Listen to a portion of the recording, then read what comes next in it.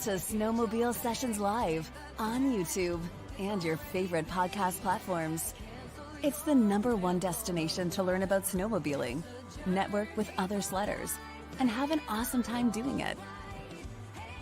We'll meet other snowmobilers that share your passion and show your fan photos along the way. Snowmobile Sessions Live. Enjoy the ride.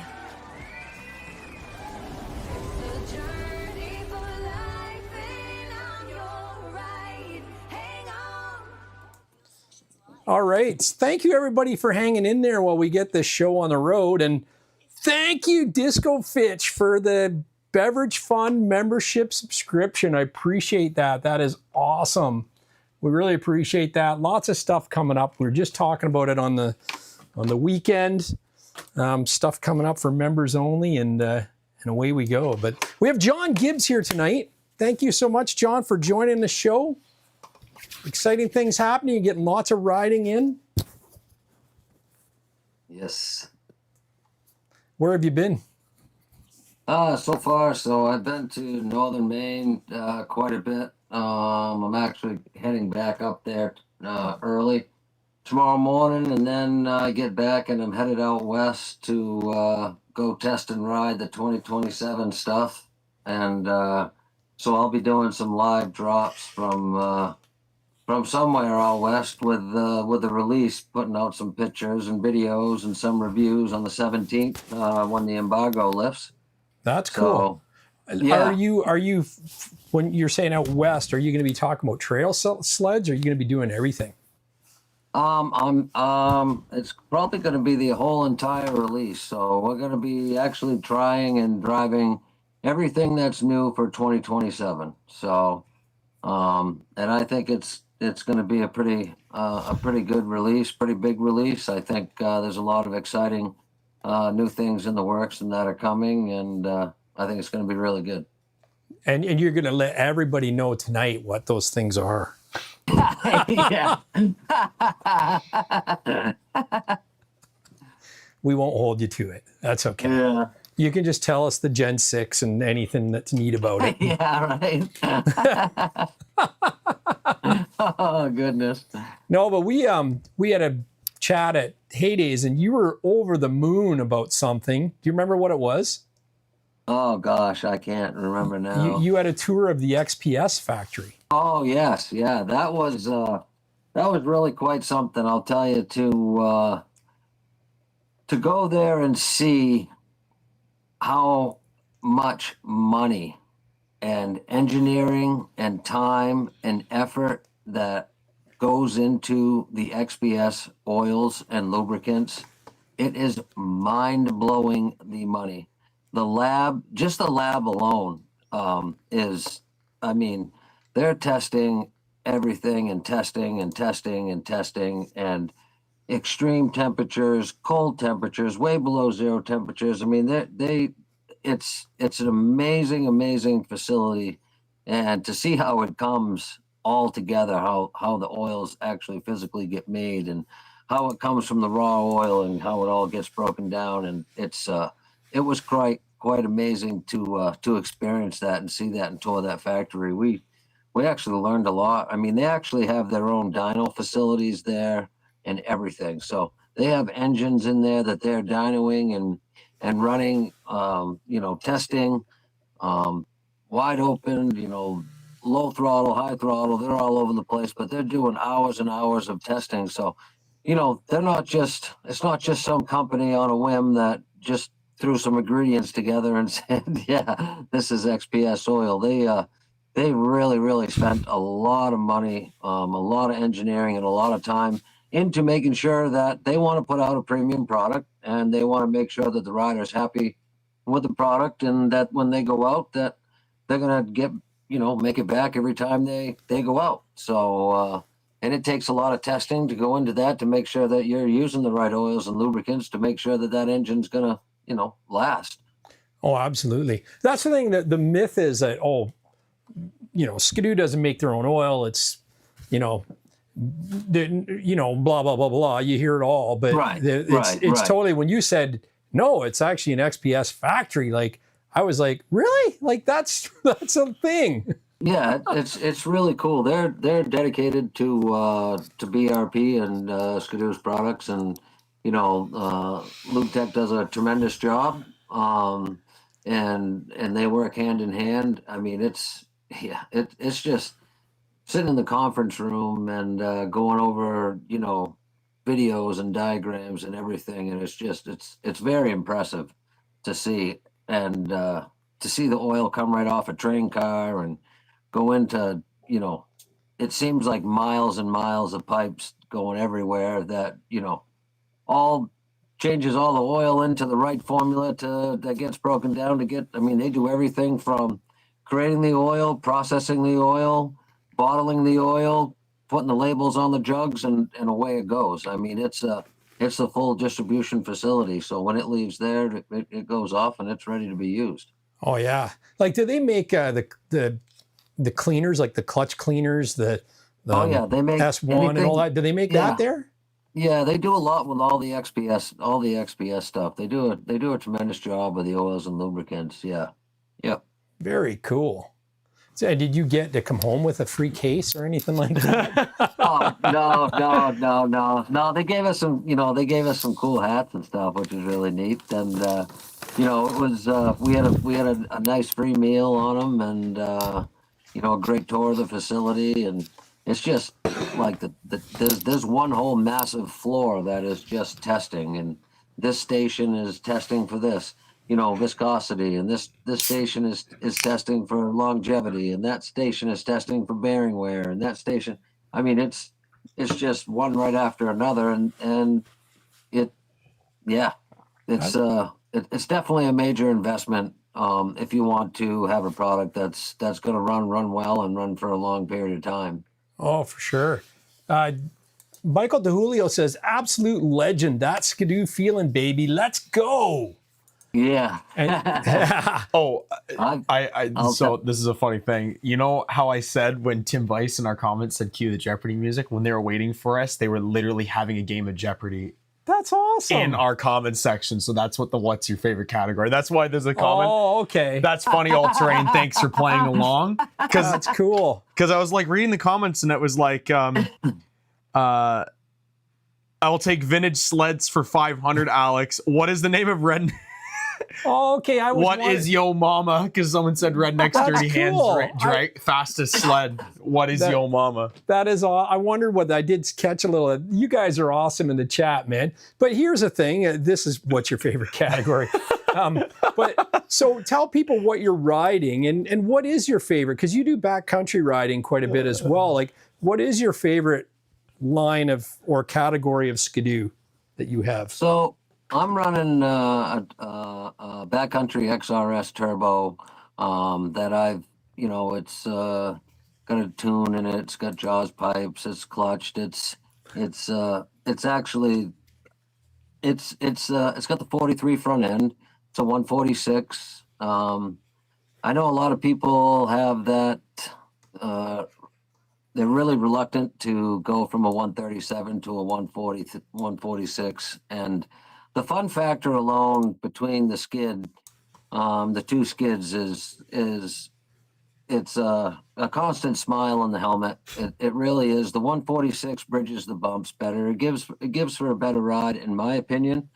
The sled can be used for, you can ride all day on the trail and have a great trail. I did 270 something miles the other day in one day on it, and it's just so comfortable and so fun, so easy to steer and run. And I'll tell you that one thing a lot of people don't know is the sleds, they really do love octane. So if you're on a two-stroke, I understand we have to get fuel in the woods, and we only have access to what we have access to. But if you get a chance, to run 93 octane, the sleds really do run so much different, better, more power, come alive. It's just it's quite an experience. Even with a four-stroke, I noticed a big difference. I've got a 26 900R XRS turbo that I put a Whalen speed tune in it and a Reed's clutch kit in it, and very, very happy with that sled. Super fun. I like the seating position on that sled. The seat is more flat, so you don't have that pitch where when I'm on my two-stroke, I find myself pushing myself back on the seat because the seat's pitched, and it kind of, it's that rider forward, and it forces you into the panels, and I feel like I can ride longer if I'm not so pitched. You know what I'm saying? You're not exerting all kinds of energy. But the fun factor on the backcountry, it is a great sled. It's a sled that you can just, if you have the ability to be trail riding and want to go off trail, if you see some logging roads, you want to go have some fun, you can go have some fun and not worry about getting stuck or buried or having to, trench out and all this. It's just, it's a very playful, fun sled. Um, it's, it's so hard to get off the two-stroke. The four strokes have come a long way. They're super reliable. It's so nice not having to carry oil. That's a really nice benefit alone. But it's just hard to get that same fun factor and that weight that's over the skis. It's just you get that flexibility in the two stroke, and you can bring up the nose if you want, and you can with a four stroke too. It's just different. Yeah, I think you're on a whole new level when you start talking about the 850 turbo, though. Like, Yeah. I swapped out my 850 for a 900 turbo 2021, so it's not even the R model, and it was impressive. I mean, it didn't lose anything from my 850 at all. And the guy had it set up, Doug Patterson, Yeah. probably going to be in the chat shortly if he's not there now. But he's got it set up pretty good. And it was like, it made me a believer, because the only turbo I drove prior to this for any length of time was the Mach. And the Mach was really low slung, and, Yeah. it Didn't handle the big bumps well. Missile on Right. the flats though, but yeah, like on the big lake, it was unstoppable. Now, I didn't get the 900 turbo on any lakes or anything like that, but I mean, I had it going pretty fast through the straights and the trail, and it wasn't holding anything back. I mean, it was pretty good. Oh yeah, no. I mean, I had an amazing time. I did 301 miles in one day with it, and I wasn't all beat up and tired. I was just running the stock carbides right out of the factory on it, the 4-inch. I always run a full gas caddy on the back of my sled, and I always make sure that my caddy is in the last position. Always. Oh, okay. That extra weight for me helps with my suspension setup and how I ride. And what I find is that 4 gallons of fuel gives me enough so that I can the way that my sled's set up, the sled will just rail and skate right through the corner. You can physically drive in and drive out of the corner without having to worry about pushing or, so that's, and I do that on my 4-stroke as well. I do the same thing, and it helps a lot. I find I like it. Yeah. Now, you were saying the 146, you thought it handled pretty good in the corners. Like, there's a difference between the 129 and 137 in the twisties. Is that kind of the range of how much more of a feeling that you're going to feel in the 146, or do you think it's more closer to the 137? I would love. I mean, if somebody can stay with me on a 137, have at it. Right on. I mean, yeah. I mean, it's. I don't find it to be. I just don't feel like I have a mile of sled behind me. I don't feel like I have a ton of weight behind me. I just don't feel that. The sled's got shot start, so you don't have electric start. You don't have the weight of the battery, and all that. So it's a super fun, flickable. It gives you a lot of giggles and laughs and smiles, and and it always does something that you're like, hey, that's pretty cool. We can do that too. So it provides a very important riding experience. But if somebody's reluctant or worried, if you have a chance to try a backcountry out, I highly recommend to get a chance to try one. If the Lynx is the thing that you fancy, you can go that way with an X-Terrain or something in a 146 and the 900 turbo. What track are you running on your turbo 146? So I've got the Storm track on it, and I'm running fast track traction 1.625s in that as well. So Nice. it's great traction. I'm running the Ice Arrowhead on my 900R. How do you like? Super. You liking that I track? love that. Yeah, I'm super impressed with that track. Not even so much the traction, but braking. How that track works in drivability and braking both. It's super impressive.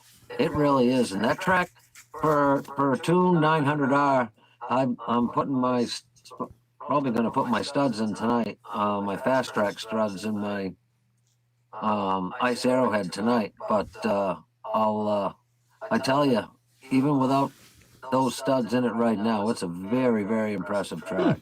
Yeah, I think it's better than a nice ripper for sure, because the little nibs are more traditional studs. They almost look like a tip of a fast track, right?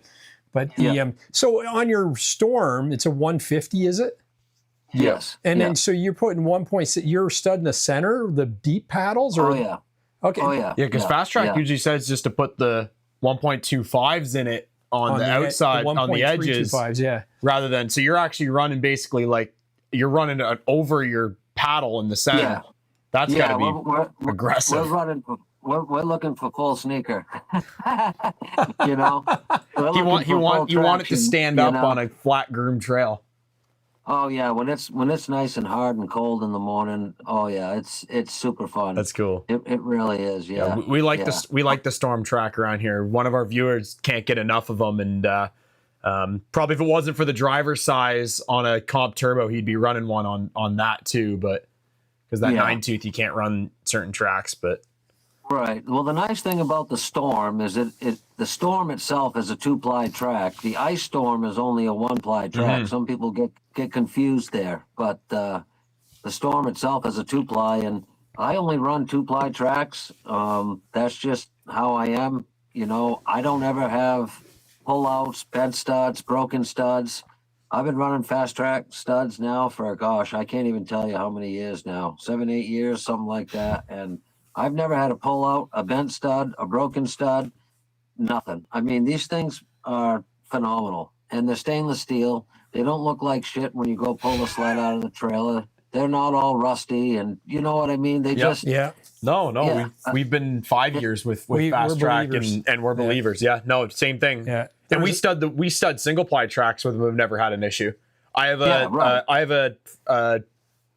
studded multiple of the Ice Ripper 1.25s from the factory or the 1-ply tracks. I've studded a 1-ply 1.35 Cobra. Had no issues with that. Still running that one. Running that one. Yeah, that's what's on his 850 right now, and we've not had any issues with that. That we've put like probably 5,000 or 6,000 K on that track now. The lugs on the track are falling apart, but the studs are holding on. Yeah, the track's toast, but we can take the studs to the next track. Yeah.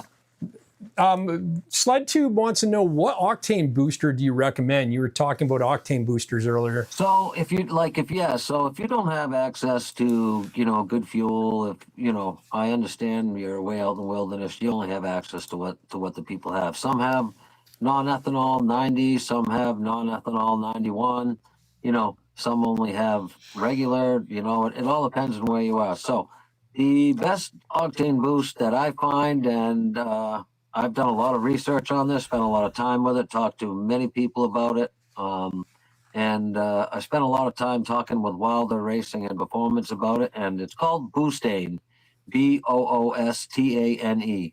And, Boostane, so that's actually comes in jugs, and you can put it right in your tunnel bag.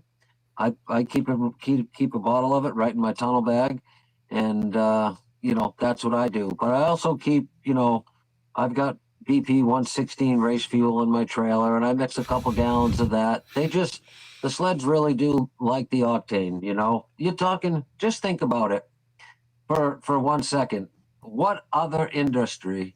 What other power sports can you take 180 or 200 horsepower and put it in the size of something smaller than a suitcase? Yeah, true. No, I'm dead serious, or a briefcase. I mean, it's very impressive. People don't think about that much, but when you see that motor out of the sled and how small it really is, to think the amount of power that comes out of that, it is super impressive. I mean, the technology and time that they've spent in R&D it's pretty impressive. Absolutely. I got to do some house cleaning here. I want to thank Kelly Martins, 3314. She became a member tonight. Welcome to the Beverage Fund. I know you had mentioned about doing some giveaways, and if you are going to do giveaways, I'll do giveaways to anyone that is a member. So I think we're up to like 9 now. So I'll do my own giveaway on that, but we'll talk about that later. So what are we doing? You're all over the place. I'll do those snow gauges. We're supposed to give those away already, but we didn't. So we'll do that. I got some goodies too. So So we're gonna do. So if in the description of all my videos, you see a join link for memberships for my snow gauges. I will give these away tonight too. Yeah, we were supposed to. So for those who don't know, we are actually supposed to give these away during our Christmas special, but we got too drunk and forgot about them. So is there such thing as too drunk? Here, I can hold one up if you want. So these are the snow gauges that Silver Bridge Metalworks. Let me actually go turn the house lights on. No, you don't need to do that. They can see them. SilverbridgeMetalworks.ca. These are awesome. And I'll do those to anybody that's a member, any level of membership. That's the thing. Some people like doing the super chats and stuff. But if you're going to do a super chat, why don't you just become a member from like $1.99 a month, or you can go $4.99. You get a little bit better, and then the buy more parts is more money. But I'm going to give everybody a free T-shirt on their anniversary. So. On that level. So yeah, check it out. We'll do that later. Let's house clean. But thank you so much, Kelly Martins. And away we go. Michael DeJulio wants to know how many guys stayed in this weekend with their mommies. Probably referring to the frigid, blistering, the blistering cold, which we'll get to that when we start going through our photos. I'm sure everybody has some sort of story to tell. My thing was we wake up in the morning on Saturday, and it was like minus 30 degrees ambient, minus 36 Celsius with a wind chill. And I go to start my sled, my 600R. And when I hit the start, it does go. It's like one cylinder for like 10 seconds. I got it on video, and then all of a sudden, then the second cylinder wakes up and it joins the party. But it was kind of funny. It was like the RPM gauge wasn't even moving. It was just still. And I'm like, okay, I'm not going to touch anything. I'm sure it'll figure it out. Yeah. And then his 850 didn't like to get up in the morning either. But yeah, our buddies Polaris, we asked him if there was if they were announcing a new pope, because there was a white cloud of smoke coming from the driveway. It looked like he was on fire. That I don't know, like there's something beautiful weird. sled, but there's something weird that I wonder if they pump more oil when they're warming up, because every time he starts that thing, when it's running, it's not bad. We parked our truck at his neighbor's house where we were staying, and I go to get oil out of the truck to fill my sled up in the morning, and has his idling in the driveway. There's a billow of smoke going across the lake, and it's like my sled barely even smoked at all. Mine didn't. His 850 didn't. Like, his is sitting there billowing smoke out of every orifice. I cranked mine over in minus 28, and there's a little bit, but nothing. I've heard that the 9R drinks, I don't know for sure, but I've heard that they drink a lot of fuel and a lot of oil. Yeah. Yeah. It's just weird, but anyways. Hey, Mr. Gibbs, Michael DeJulio wants to know, any truth to the rumors regarding a $2,500 snow check deposit on 27 Ski-Doos? I personally, honest to God, I'll be straight up honest with you, because I don't bullshit. So I have not heard that yet, and I have not been notified that yet. I have some meetings coming up here this week and next week, so but as of right now, this moment, I do not know anything about that, and I have not heard that. That just doesn't seem right to me. No, I agree with that. If you don't know anything about that, I'd say that's just internet rumors. So yeah, right. Yeah, it might be just on the Gen 6 Formula 3 that's coming out. The Gen 6 Formula 3 670. The 1000 triple. Yeah, the mock. Yeah, the two-stroke triple. Yeah, it's on that one. Yeah. Tim Weiss thinks a Jeopardy host should get a gift. I was actually going to leave a comment. I think Tim Weiss might be commenter of the year. We might have to give him something for that. maybe we'll send him a. I've been waiting to be a member until you stop hoarding the snow cages. Dang it, because we showed them during that podcast. We did. As well. We had all give them away. I can't. 4 hours later, If I can put the blame on somebody, which I'm famous for that. No, because Christina was supposed to pick have the question, right? Oh, and then she needed to have time. She needed to have time to actually come up with the question, but then we never did. So, but that's the Polaris. Sled Tube said that's just Polaris guys spreading rumors about spring check deposits. Yeah. So what are they? Yeah, it's kind of ironic how, generally in the past, each manufacturer does their own release on their own day, and they kind of have their day to do their thing. But for whatever reason, Polaris has decided to do their release the same day we do ours. And announced it after Ski-Doo set theirs. Oh, yeah. And I thought that was like, come on. I don't know about the timing. I know you guys are 2 p.m. Eastern. Is like the club BRP becomes active to the general public, but I don't know when Polaris is. But yeah, I thought there was something didn't smell right with that. No, I don't know, man. They're just always trying to one up. Yeah. Yeah. Sled Tube says, Gibbs, give us the Ski-Doo discount code. Yeah. So we'll post that. Watch at the end. We're going to be putting that up on screen. Gibbs is giving. Watch to the end. Gibbs is giving away his 850 Turbo R backcountry. I heard he's delivering it. To anybody as well. Yeah. Wait. Have you guys? So here's. Look at all the toys. Jeez, look at that. Are those the? Oh, buddy, here. Let me get you large here. Hold on. Oh, what? Oh, is that a ski ride? Oh, yeah. Oh, sick. Dude, that looks good, man. This is the real deal, buddy. Yeah, those things are that sweet. Looks really good. This thing shreds, okay? This kid does amazing work. Clean custom printing is who I had do it. And these things, I'm telling you, man, these things freaking rip. That is awesome. I can't believe the detail. Yeah. I want to buy one just for the shelf. I can't print a freaking GoPro mount, let alone something like that. Like, look at that. You got the piggyback shocks and the springs. You got working headlights. I mean, the hand guards, the whole nine. Yeah. But it's just so impressive how fast these things go and what they do. And he sends you a bunch of replacement parts. So, I mean, he does a tremendous job and makes sure that you have everything you need. They're not cheap. They're, they start out around $1,300, but there's a serious amount of time, as you probably know, Gary, that can go into. Just the 3D print that would be like days. No, not days. That'd be months. Months? No. Yeah. Oh yeah, for sure. He'd be like, that's the thing. That hood would be just the hood alone. Look at the track. Yeah, the track's cool. It's all clipped. I thought that's really cool that it's like all plastic still. I love the sideboards on it and stuff. That's cool. The rails. Look at the shocks the in there. Detail They're detailed too. Wow. The detail that the ski ride has is like shocking. They must have just 3D scanned every part or found patents or found something, but it's very impressive. I like the backwards bumpers on it too. Yeah.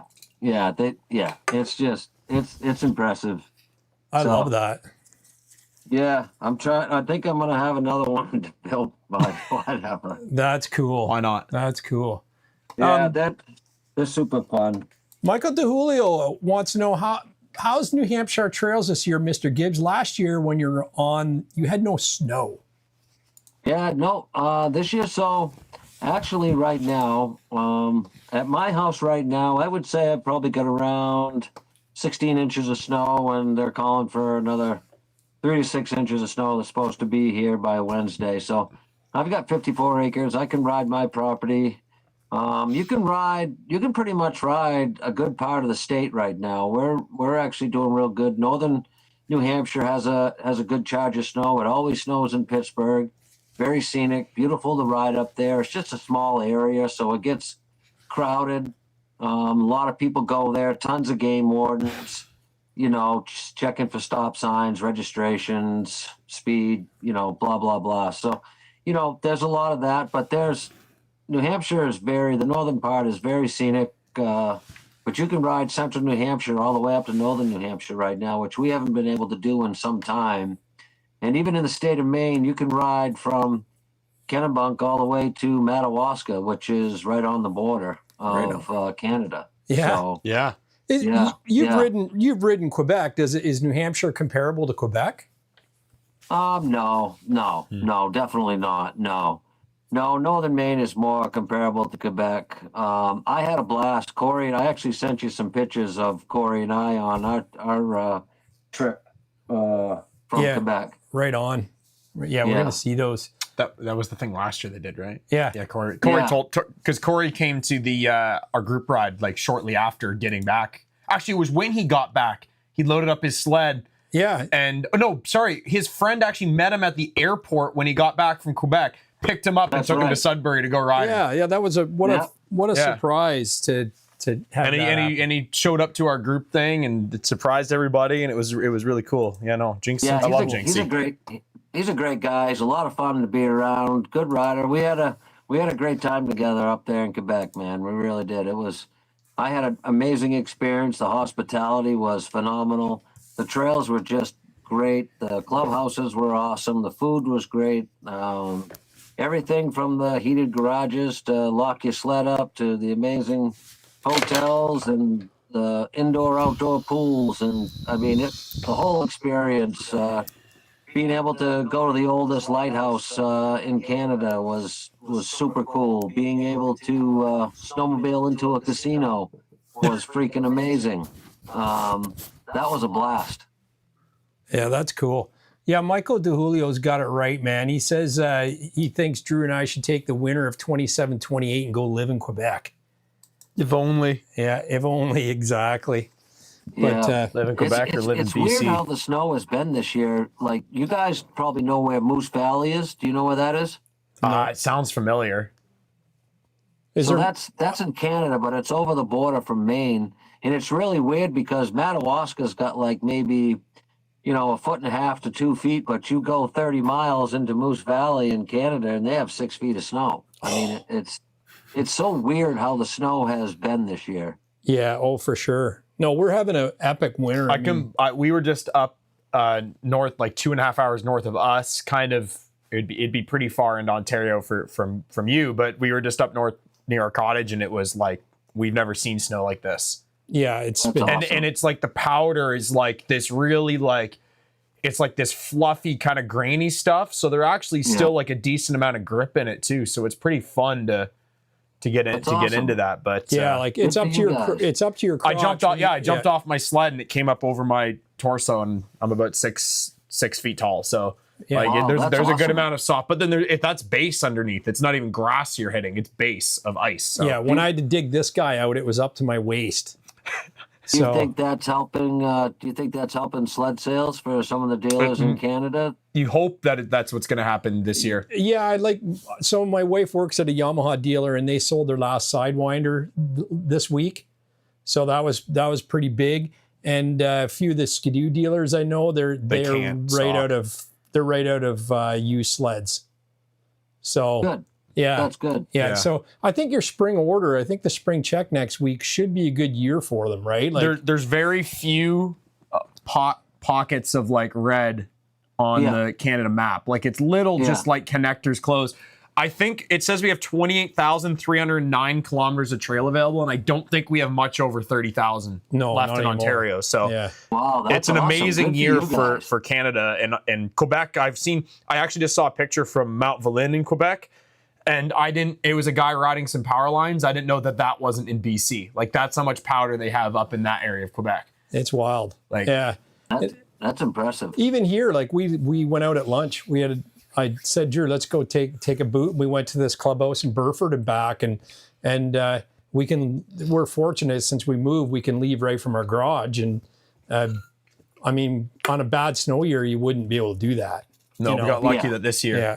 It's pretty crazy. Drew's going to do a roll call just while we've got everybody in the chat here tonight. I think does it show. I thought it maybe show channel members, but there's probably a way to show that. But we got Mike Gulitz in the chat, LaPointe 800R, Just Fly Low, Elder Santos, Willie McCleary.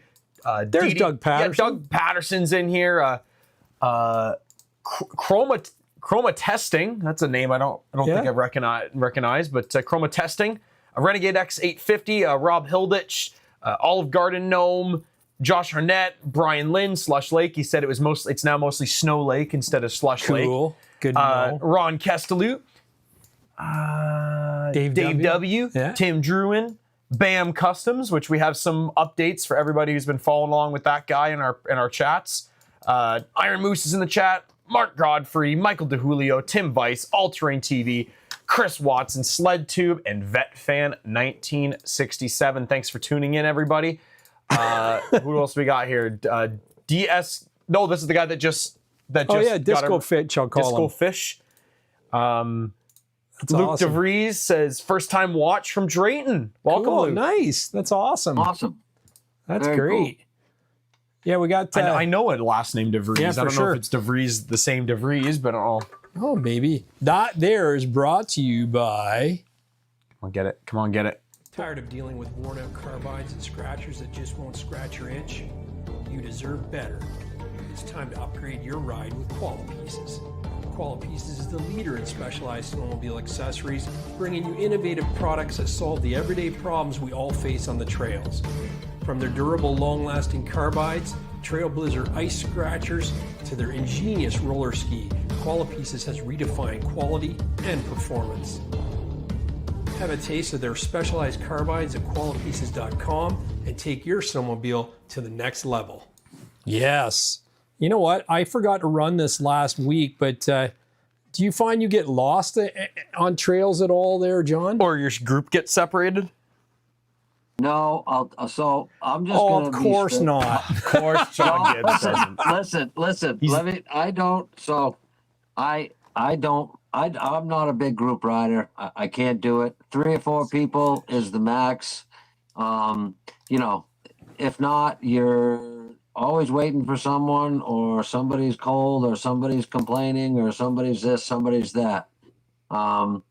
Usually when we're riding, we're putting miles on, and we don't want to stop every 2 minutes and all that. So I have a hard time with a big group thing, and something always happens or goes wrong. And I find if you just stay with a couple people, you just have a much better time and a better trip, and you don't have any issues. Yeah. I still like paper maps and stuff. I've used them my whole life. I'm kind of old school. I know and I do have a Garmin and everything else, but I ride a lot of places where I know where I'm going and where I am and stuff like that too. So. Yeah, well, here's something that even in smaller groups is pretty awesome, because even whether you have a buddy that rolls a sled, or whether his coat zipper breaks and freezing cold and you're ahead of them, this will allow you to alert the person ahead so they know that you need help to come back and get you. Here we go. Out on the trails, connection matters. Okay. That's where TrailLink comes in. TrailLink is the off-grid buddy tracking system that keeps your group connected even when cell service can't. Quickly find and notify your crew if you need help with long-range performance up to 10 kilometers on open ice and 1 to 2 kilometers through hills and trees. TrailLink is built on a mesh network that links up to 20 riders with a long-lasting battery and a bright display showing group connection and alerts. TrailLink keeps you connected when it matters most. Glad you're all right, buddy. So brap on over to traillink.ca, trailink.ca, and use the coupon code SNOWBRATS at the checkout, and you'll receive 25% off your purchase. Yeah, it's pretty cool. We met them at a show last year, TrailLink, and then they invited me to go for a ride with them. Well, actually, they gave us a bunch of units to use at our Lodge Sessions group ride, but it was basically we picked them up on the way to Sudbury. It was snowing like crazy. I told everybody was willing to try them out for them to do a test. And then we couldn't get everybody in sync to actually install them on their sleds, and time was running out, and we had some pushy people in our group that didn't want to wait for me to mount them to our sleds, because I didn't have any gear on. I'm trying to get everyone's technology sorted out, and everybody just wants to go. So I said, it's tough for one person to do that. I just said F it, I'm putting these back in the box. We can do this when we're riding on our own because and then I didn't really understand how they work, and you probably can't even understand it from that ad, but it's a unit that clips to your handlebars, and it's got a little display screen on it. You've got the red one there. I got all three of them here, actually. Yeah. So you download the app, and you don't really have to have the app running, but the screen will actually give you all the riders connected, up to 20 riders. And then you can press a screen once for loading. For like, hey, I'm just stopping to change my camera batteries. That's what I always do. Or I need a pee, right? And then the next one's a square. And that means, hey, I'm going to be a while. Just stop and wait up for me is what we always say. And then the next one's like a stop sign. And if you see that, you can turn around and find the guy, right? But if you don't know where they are, you can open up their map on the app, and it shows you the last known location, the direction they're traveling, and everything on the map. And it actually plots your route out. So the nice thing about it is it doesn't matter if you're with a Ski-Doo or a Polaris or a vintage sled, for crying out loud. It works, right? It's powered by itself. This unit, and this one actually in particular was ran all day on that really frigid cold day on Saturday, and it's still running. And here's an even funnier one. I had actually a USB-C cord issue on this one, so that my screen isn't working because the cord needs to be replaced. This unit has been powered on since Saturday. Hasn't shut off. I didn't turn it off. It's just been, and this one's been running since Friday night. Yeah. So like, if I was worried, I'm going to be honest, because I'm being an engineer, I get worried about certain things. And one of the things I was worried about from the guy who makes these, Lachlan and his brother, I said, I don't know about them being battery powered. Like, we can't keep a camera running in the cold weather, but they said about they're like the high lithium cells, they're the proper stuff, same stuff that's in like your Milwaukee batteries and stuff. And then I was like, okay. And then we'll see how it goes. And I'm over the moon impressed with them. So how much are those? Roughly, they're about $230, I think. And if a unit, and then you can get them in a 3-pack, which we actually have the box. You can get them in a 3-pack, pick all your colors. So if you're ordering them for your group, so I have yellow and he has got red because he's got in the summer I have a Suzuki bike and he's got a Yamaha, but it ended up working out because in the winter I picked up a yellow sled this year, so ended up working out. Yeah, it's kind of cool. And then you can set your colors on the screen too, which is the app cool, the app's cool. Yeah. But it's neat in the sense that, check it out, because it's something that once you try it, you go, it makes sense. And then when you don't have people using it, like Paul was on Android, now they have the app for Android, so he could run it now. But that was the last time we had a real problem. Paul was in that group. He could have alerted us, and he was trying to call me. Oh, my screen just turned on.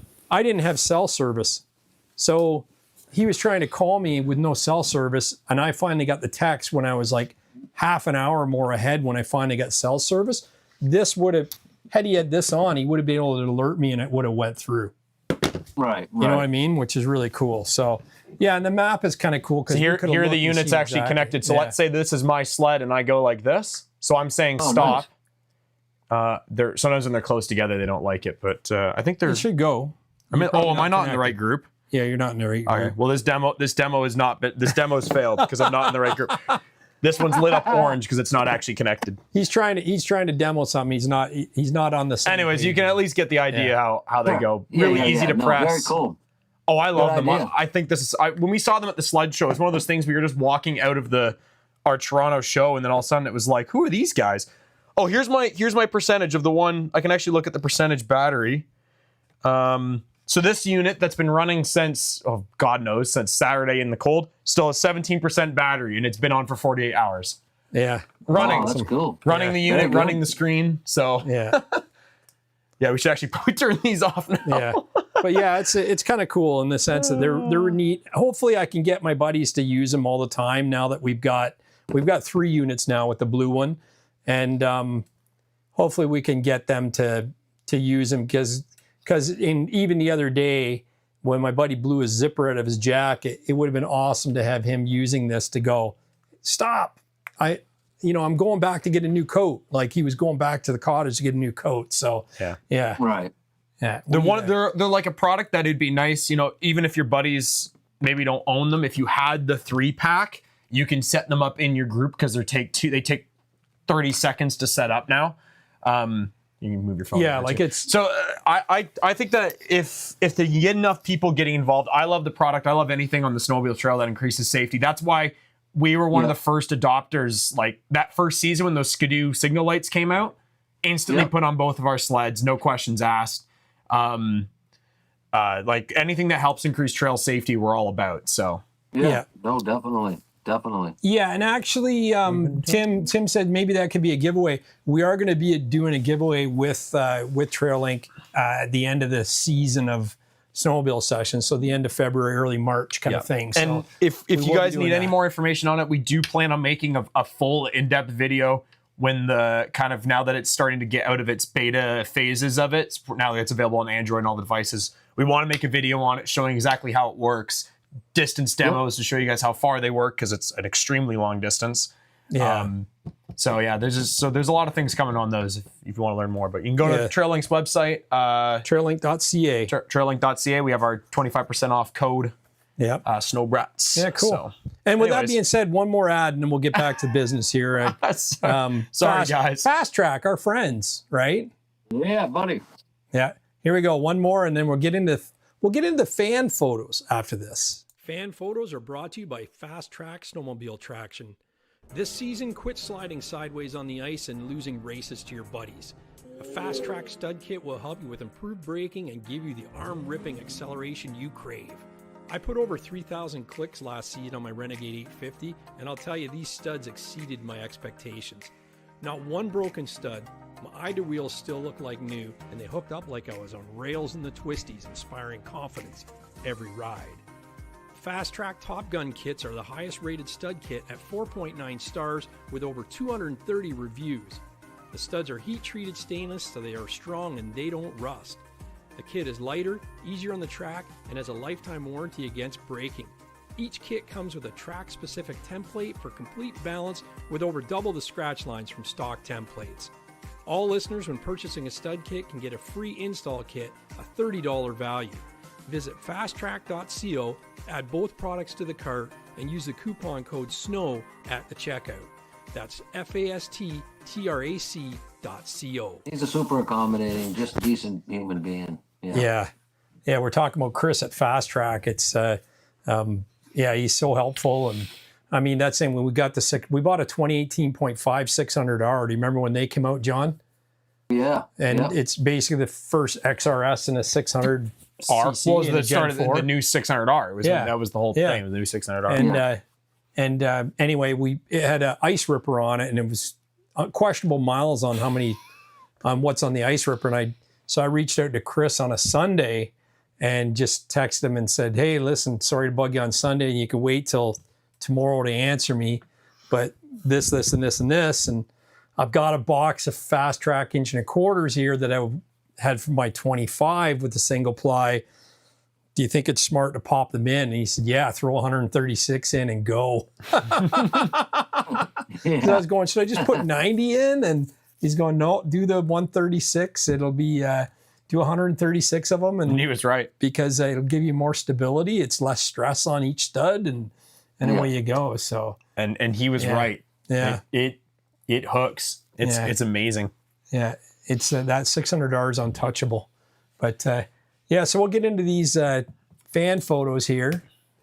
What are you doing here, Dad? First off, I got to thank Elder Santos, who's in the chat. Because 2 weeks ago, we were out snowmobiling, and I asked one of our friends if I could use their look at the cute puppy, use their workshop to actually change my wheels out on my trailer, because I had to replace the studs. The studs, 2 of them broke, and because they were so rusted on from over the summer and everything.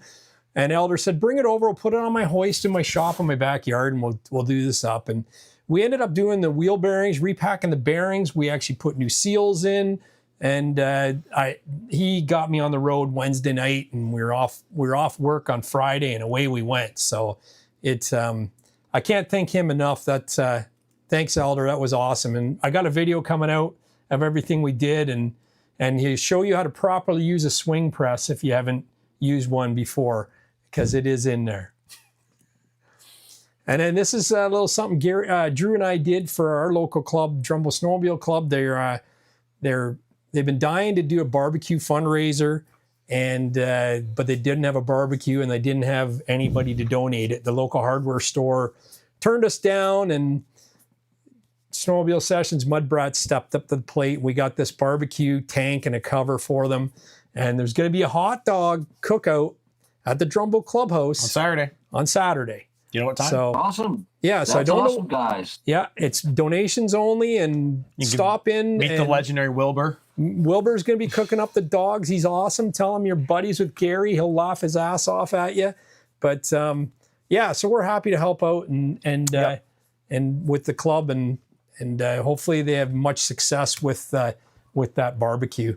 This is our ride this weekend. We very good buddy of ours let us come up and stay up at his place in Dorset, Ontario, which is really cool because we wanted to go up to our cottage, but we don't stay in our unwinterized cottage in anything below -20. And with that day where it was going to be like, you know, the night and day where it's supposed to be -35, we said absolutely not. So he let us come and stay with him. This is from our first day. He still had some buddies that were in earlier in the week, so we got together. Doug Patterson also was there as well, and had a good ride. Grabbed lunch at the boiler room, and Very cool. yeah. So on the topic of backcountry snowmobiling, anybody that tells you need an 850 turbo long track, You do. this is a 129 600R with a 1.25-inch track, just hanging the skis. Oh, getting sendy. Oh yeah, I love that sled so much. So lightweight and flicky, and it's on rails in the corners, and it was a good purchase. I was unsure. I was actually going to drive like 15 hours to go pick up a backcountry in Quebec that was about the same price, and then this came up during that week, and I'm like, I think let's just go up north and we'll get this one. I always wanted the Sled too, so that's why it was like, if Drew does upgrade next year, we're keeping this around. Then we're going to keep this. But one this around, is this is the powder wheel, and as you see, it is up to my waist, and I got a little. You have to find the limits of the machine. You got to find where the 129 stops, and I found where the 129 stopped.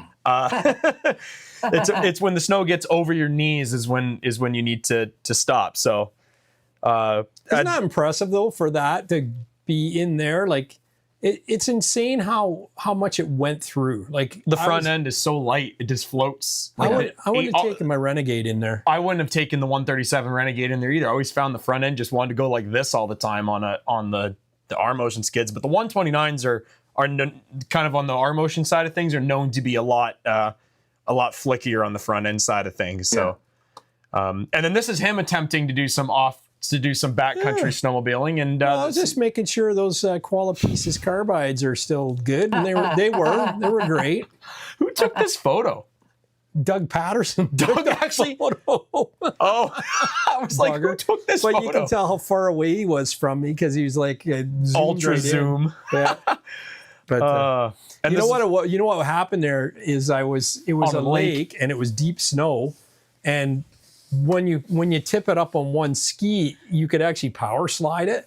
So I was power sliding around the corner, carving a corner, and the RSN kicked out on me because I got up on the edge of the track off the studs, the funny thing is it happened to me like 30 seconds before this. I slid on the ice and I caught it with my foot and I pushed back and said, "Whoa, be careful! It's glare ice underneath." And I turned my head to the left and it's his sled on its side. Yeah, yeah. Elder Santos says can't beat the 600R. No, you cannot. Yeah. In the tight, like the really tight twisties, I was like sitting. I felt like I could have a beer break or a Red Bull break and go scrolling on my phone waiting for people to catch up. Sometimes I'd look back and there'd be nobody for 10 minutes, and you're like, wow, for sure. But this is from our second day. We went to the Cast Iron restaurant. This is on the cold day. So it was just three of us. Just three of us left, and luckily no sled issues that day. It's those other than John's goat.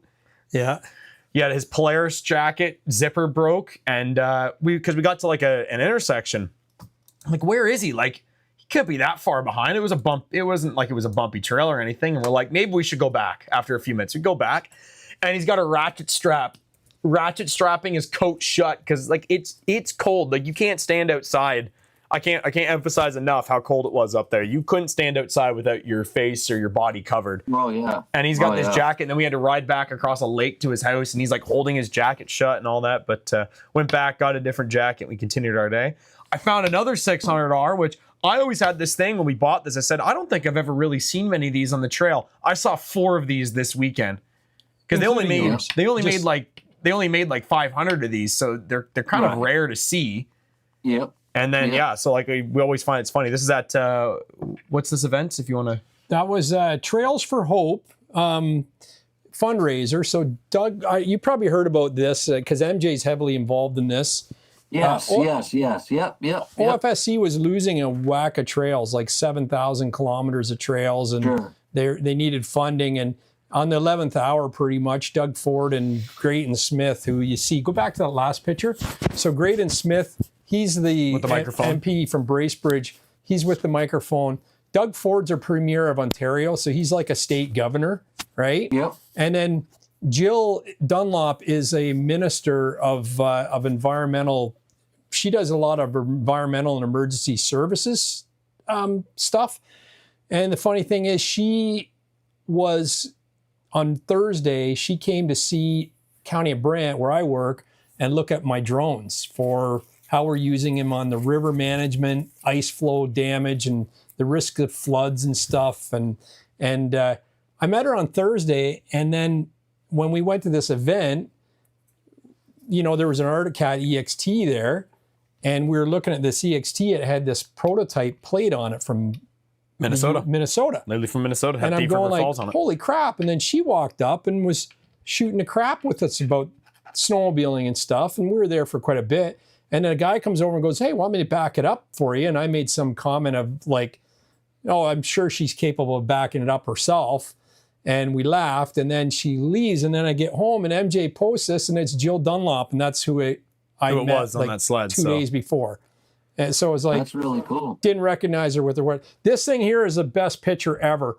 So that's MJ at the very front. Yeah, on a comp. That's an OPP behind her.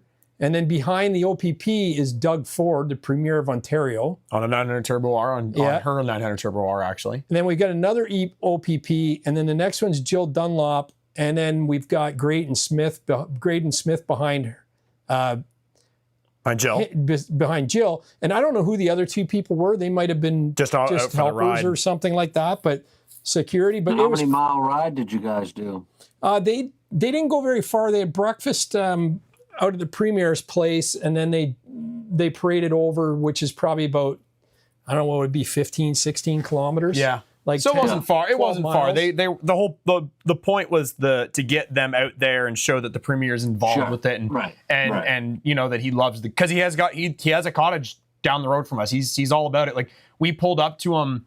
This is 4 or 5 years ago now. We've told the story a lot. Basically, came out to a trailhead. The snowmobile trail in the middle of summer on our dirt bikes, and wasn't it Doug Ford entering his cottage at his gate? And he comes out and he's talking to us. He had a normal conversation with us, liked the bikes and the quad, and got a photo with us and all that. Like really cool guy and loves up north. And he's really big on pushing. He got like the fiber optic getting put in everywhere up north, so everyone has high speed internet access in remote areas and. So yeah, when that announcement happened, it was big for snowmobiling here. Like it was like, that's why we support this government and all that. Yeah, it's pretty cool. So, like it's pretty crazy. Keep going here, and this was his cottage. Amazing place. He's got the main cabin, and that little building off to the left is actually a garage and bunkie built together, and he let us stay out there, which was pretty cool. It's like we had our own little pad and. It was cool. Barrel of laughs that whole weekend. Really? That's his VR. That's an Indy VR1. Oh my God. Indy VR1 137 850 Dynamics, if that's a mouthful.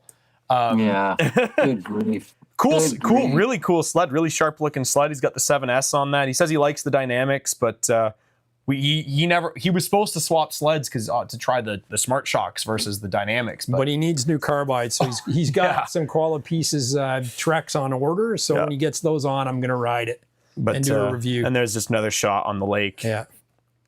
And another shot. This is, I guess, what this sled was maybe built for. This was today on our little ride to Burford.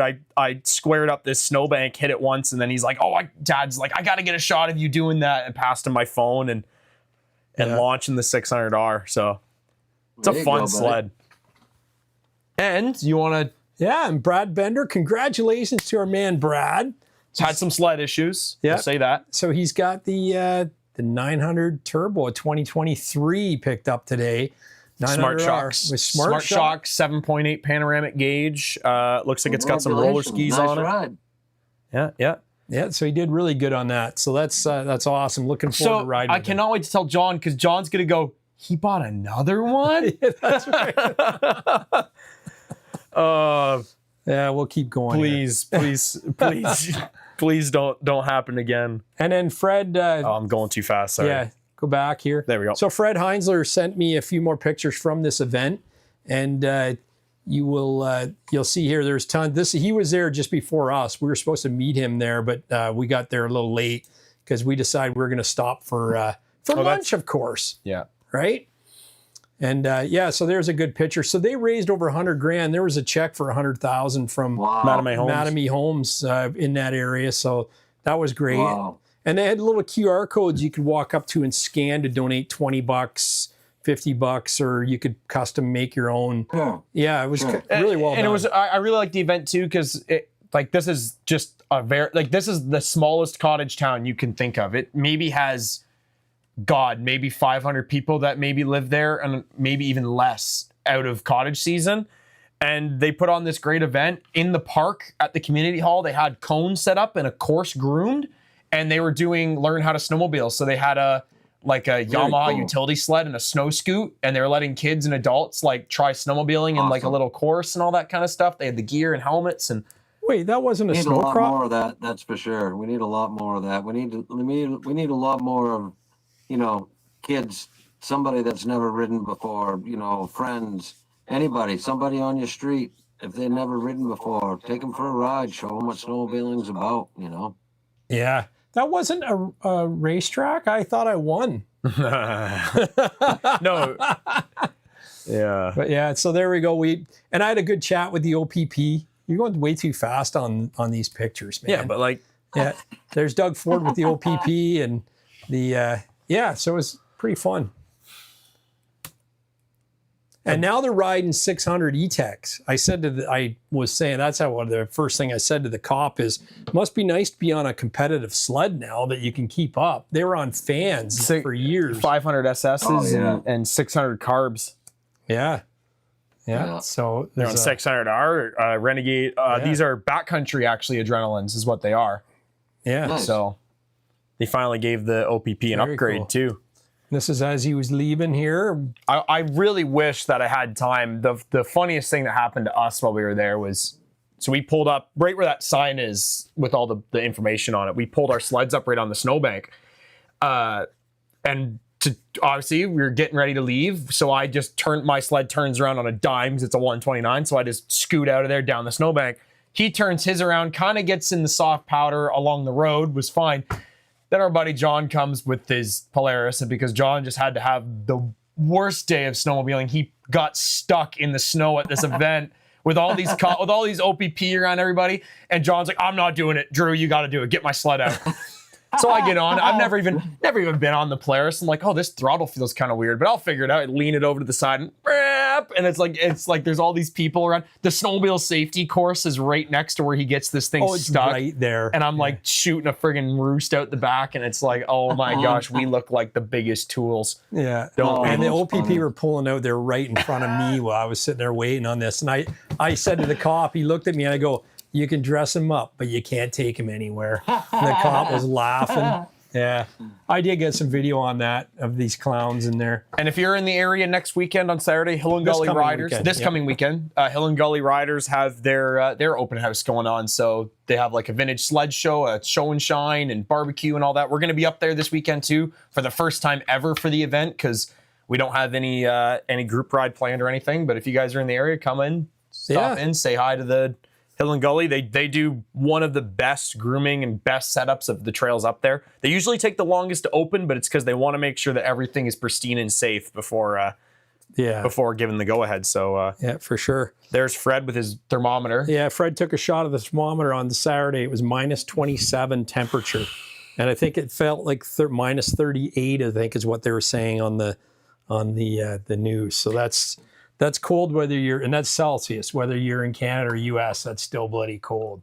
And previous podcast guest Amy Gregario was on the Kelly Shires ride this weekend. Yeah, so and the coolest thing is we were riding that on that Friday night. All of a sudden we pass a sled and I'm like, oh, that's kind of cool. It's got the LJE whiteout lights and it's like a Polaris whatever and a couple old sleds behind it. And then he goes, I think that was Amy. And I was like, you know what? I don't know many other people that have that exact same Polaris. And turns out it was. And she was showing some ladies how to ride snowmobiles, taking them out on their first little tour around. Yeah, so she says, hey, Gary, we had a super awesome freezing weekend. We raised over $400,000. Yep. Thank you so much for the amazing opportunity to come on your show and discuss the foundation. It means the world to me to be able to get into out there and let others know how to help or where to get help. Here are some photos from the weekend with my team and a few of the volunteers. So yeah, that's crazy. That's crazy, the amount of money that, I'm totally baffled and blown away by the amount of money that you guys can raise up there. I mean, it's seriously mind-blowing. Yeah, and they run parallel with the Pink Ribbon Riders in your area, right? Yeah. And I mean, in total, that foundation here, Kelly Shires, has raised over $9 million. So that's amazing. Yeah, Gary. yeah. And I mean, they're on their way to another $1 million, right? If another 400,000 came in, so that's very crazy, you know. Wow. Yeah. So the event's really neat though. It's all women riders that do it, right, and they all have little teams. So there's a team that's for fast riders or slow riders, and then they all just go out, do a big loop, and it's a really awesome organized event. We actually seen them this shot here, we were driving through that on Sunday and we could look over from the lake and we seen all these Friday. Yeah, we seen all these things staging along. It was pretty darn cool. Yeah, and they were getting Saturday it was. Yeah. No, it was Friday we were up on Furry Lake. Oh, it was too. The day yeah. before, but they come in and park their sleds on Friday night. Yeah. That's 400,000 Canadian. Yeah, 400,000 Canadian raised.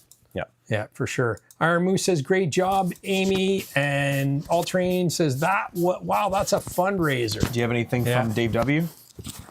Yes, I do. Dave W says, I got the fever and the only prescription is more cowbell. I don't know if I'm going to get up there this winter, Dad. I'm getting worried. Oh, we will. We'll get you there. This warm-up is looking nasty next week.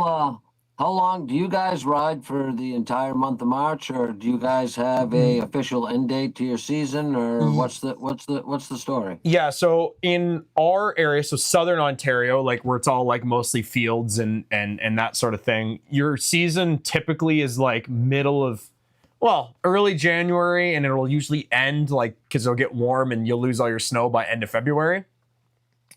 But up north, kind of in our cottage area, is like middle of March usually, and then if you get really lucky, far up north like Cochrane area or like in northern Quebec, you can get to the end of March, early April. The official end for OFSC, I believe, is April 1st is when your pass is, that's when the app is deactivated on April 1st. But if you look at the terms of your pass, it's good till May 15th of that year. But they kind of have a hard end date because we usually don't have snow after April 1st. But there has been years where people have said that Cochrane stays open almost till May if they have the snow. This year, it kind of seems like we're about to hit. We had such an early winter because it kind of started like first week in November for us here. We're probably going to hit a brick wall start of March down here. But hopefully we're hoping that like March break and beyond, we can ride up at our cottage because that's usually like the best time because it's only like it's near 0 degrees Celsius, so it's warm. You don't have to dress warm. You can go large miles. There's still tons of snow, and get your last miles in for the season. But how long does it take to drive to your cottage? 2.5 hours. Huh? 2.5 hours. That's not bad. No, That's not at all. Not at all. It's well worth it. Yeah. Yeah. Yeah, and I mean, Quebec will go late as well. They'll get into April, but I think they have a hard cutoff. They have a hard cutoff of the 1st of May. Yeah. Because that's when their ATV season officially starts. Chris Watson might be able to comment on that too. Yeah. I think that's right, Chris. Yeah. Anyways, All Terrain TV looks like he's doing some studding. Yeah, All Terrain TV says studding on those. He's been talking to. Hey guys, I've been talking to a dude named Chris from Fast Track. Right on. About getting my rev to have better traction for another upcoming race. Just letting people know that if you have an old stud pattern in your track, you should have no issue switching to a different pattern. The holes are only about 1/4 inch, so I don't think I'll have anything to try and hook onto the track, causing a rip. Going with a custom 3-4-3-4 pattern and using some double backers on some of the existing holes. Should still have plenty of life left in this track. Can't wait to see what the difference it makes. Yeah, that's awesome. Nice. That looks like only like a 1-inch track. That's a low track. So very cool. Tim Weiss sent this to us last week, but I didn't have time to get him on the show. This is his Arctic Cat Snow Pro. With a 2-inch paddle track with eye grips in it. Right on, is that right? Yeah, that's what it is. It's That's a 2-inch. very He just cool. commented that 2-inch paddle with eye grip studs. Nice. Holy crap. I run a 1.75 2-ply Hurricane that I run on my backcountry too, and we put 300 eye grip studs in that, and that's a phenomenal track. Right That's on. great. And And there's his old Mach. Yep. He loves the Mach 1000. Yep. So he's ready for the 2027 Mach 1000 triple 2-stroke turbo coming out. Yes. Yeah. Yes. Can't wait, baby. What And the then- heck is Yeah, Wisco doing? Yeah, he said Wisco says great extended weekend. He took off work Friday and a half a day Thursday. He rode a lot. 608 miles in 3 days of riding. 1,124-ish kilometers for you Canadian folk. He rolled 6,000 miles on my VR1. That's awesome. He's sitting around 6,300 right now. Also got my mom's 900 Ace out for a run on Sunday. That's the yellow one there. And also seems to be at 6,000 miles. Yeah, rolled that sled over 6,000 miles as well. Great weekend of sledding with great friends and family, and that's what it's all about. P.S. Go Seahawks, another Super Bowl win. Let's go. Yeah, and he also messaged me and said he had Sexy Eyes as Ski-Doo out doing night rides on the weekend. We got some pictures there of that as well. Oh, is that? Oh, yeah, because that's Right the signal light you can see there. Yep. Yeah, so it's funny how he takes the Ski-Doo out at night, eh, John? Yep. Well, Polaris blade lights aren't the greatest, or so I've heard. Man, like who's Massar reunited with his old sled? I know, pretty that's much, exactly his old sled. Yep, for sure. Maybe I should do what Massar did: take the tunnel protectors out and put a 2-inch paddle track on mine. Yeah. Go backcountry riding in the UP. I like that gray and yellow pattern. Yeah, Color I like scheme. that the new one though. What is that called? Cypress gray or slate gray? The Gen 5 there. I can't remember the exact color name, but I like that with the yellow. It's a just an adrenaline or something, but cool. Very good. Now we're getting to Gibbsies. Yes. I think we read them all. Yep. No, Chris Watson. I didn't get any pictures from him. Definitely no. Oh, Chris, I'll send him next week. He sent me some Watson. pictures. I don't know what happened. I'll blame Gibbsy because he was so late getting me his photos. I know. I'm sorry. Yeah, no problem. That's cool. Can you see the photos okay? Yep. Oh, awesome. What are we looking at here? That was in Quebec at that oldest lighthouse that's in Canada, where the St. Lawrence River meets the ocean. Yep. Yeah. Very cool. Yeah. Are you coming back to Canada this year? I'm trying to get back to Quebec. Yes, I very much so want to get back there to ride. I'd like to get up there for a week. Yeah, very cool. Yeah, there's a lighthouse. Wow. Chris Watson also confirmed. I said, 1st of May is the official cutoff for snowmobiling, but by mid-April, most of Quebec is closed anyways. Yeah, there you go. All right. Thank you. Cool. I think a lot of areas are going to go late this year for sure. Oh yeah, you guys had a 600R and a 900 Ace just turbo. Yeah. Yep. Yeah, we got to switch sleds, and yeah, it was a great time, man. It just was. The whole film crew, everybody that we got to deal with and work with, and the funniest thing though on the last day, we're headed back to the airport, and we're on the highway. I don't know which highway we were on, but we were hauling a trailer that was full of all of our sleds and everything. And it was snowing. I mean, it was like a blizzard. It was snowing hard. And the guy that was driving our truck for us, he was hammering, pretty good. And I'm thinking to myself, man, it's getting hairy. And I'm like, oh boy. And up ahead, it was getting, so white out that you couldn't see ahead of you. Well, what do you know? You come up and all of a sudden you see brake lights, and he couldn't stop in time, and we jackknifed, and holy smokes, it was all over from there. Oh, no. Yeah. Thank God the sleds were okay. The trailer had the tongue was ripped off, and they. I think this story. I think Jinxie told us this when he was. Oh yeah, when it was one over heck of a dinner. I think ride, he told man. us about that. Yeah. Now this Yeah. is starting to sound really familiar. Yeah, it was so much fun. Oh my gosh. Tim says, Gibbs, that is a Silver X R&D sled. He's talking about his mock. Oh, that's cool. Oh, that's his Oh yeah, mock, I guess that is true because I've never seen one in silver. So Yeah, that's yeah. cool. Oh yeah, that's very cool. His Very, Mach very 1000, cool. yeah. Chris Watson says, where in Quebec were you? Oh gosh, Mont Grand Fonds was one place. Oh shoot, the casino. I don't know the name of that casino, but they had all kinds of. And we stayed at this beautiful old hotel that was like something out of like the mobster from Italy or something. It was this beautiful old hotel that we stayed at.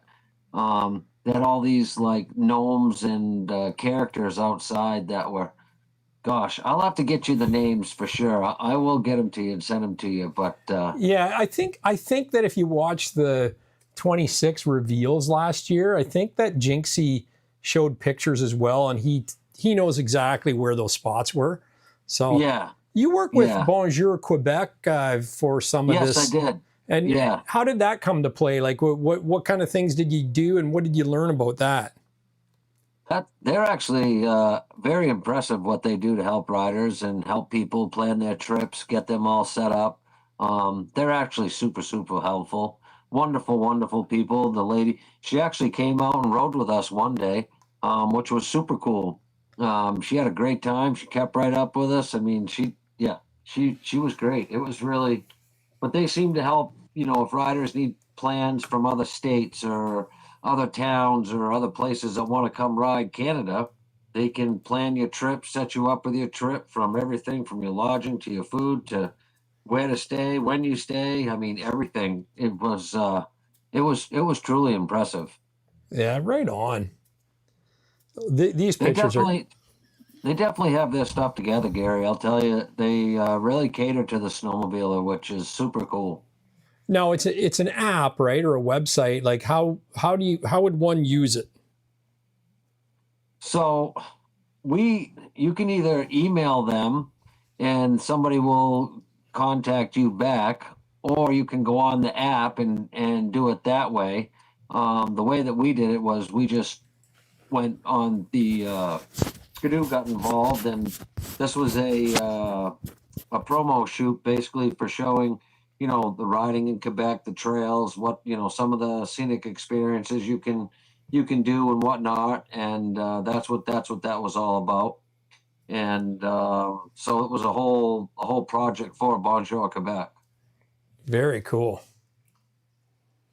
A These nice are shot. Some great shots. Does it go to your head when you have like professional photographers following you around all day? Oh yeah, man. I'm telling you, these people, like the people that we had in Canada, like the gimbal setups and the setups that they had. I mean, there was one of the setups that was over $400,000. I mean, yeah. I mean, and these things bolt right onto a sled, Gary, like nothing. And you can be flying along, and the gimbal's moving all up and down, back and forth, and the image is perfectly stable. And yeah, I mean, the technology and the tools that are out there now are like, wow. I mean, look what an Insta 360 can do. Oh, absolutely. Yep. Yeah.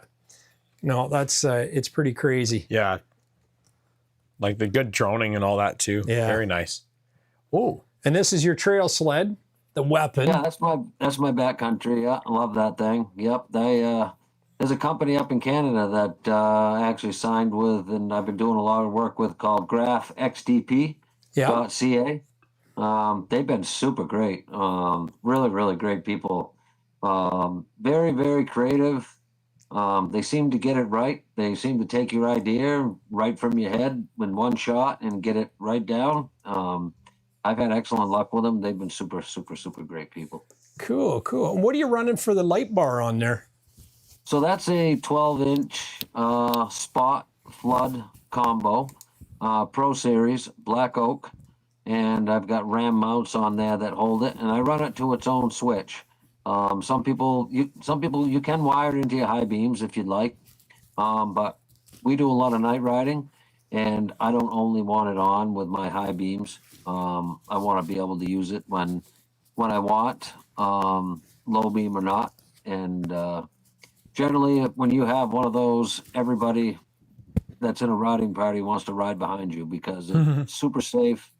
It lights up so far off to the sides into the woods, plus projects so far out that, because as you know, moose, their eyes don't reflect.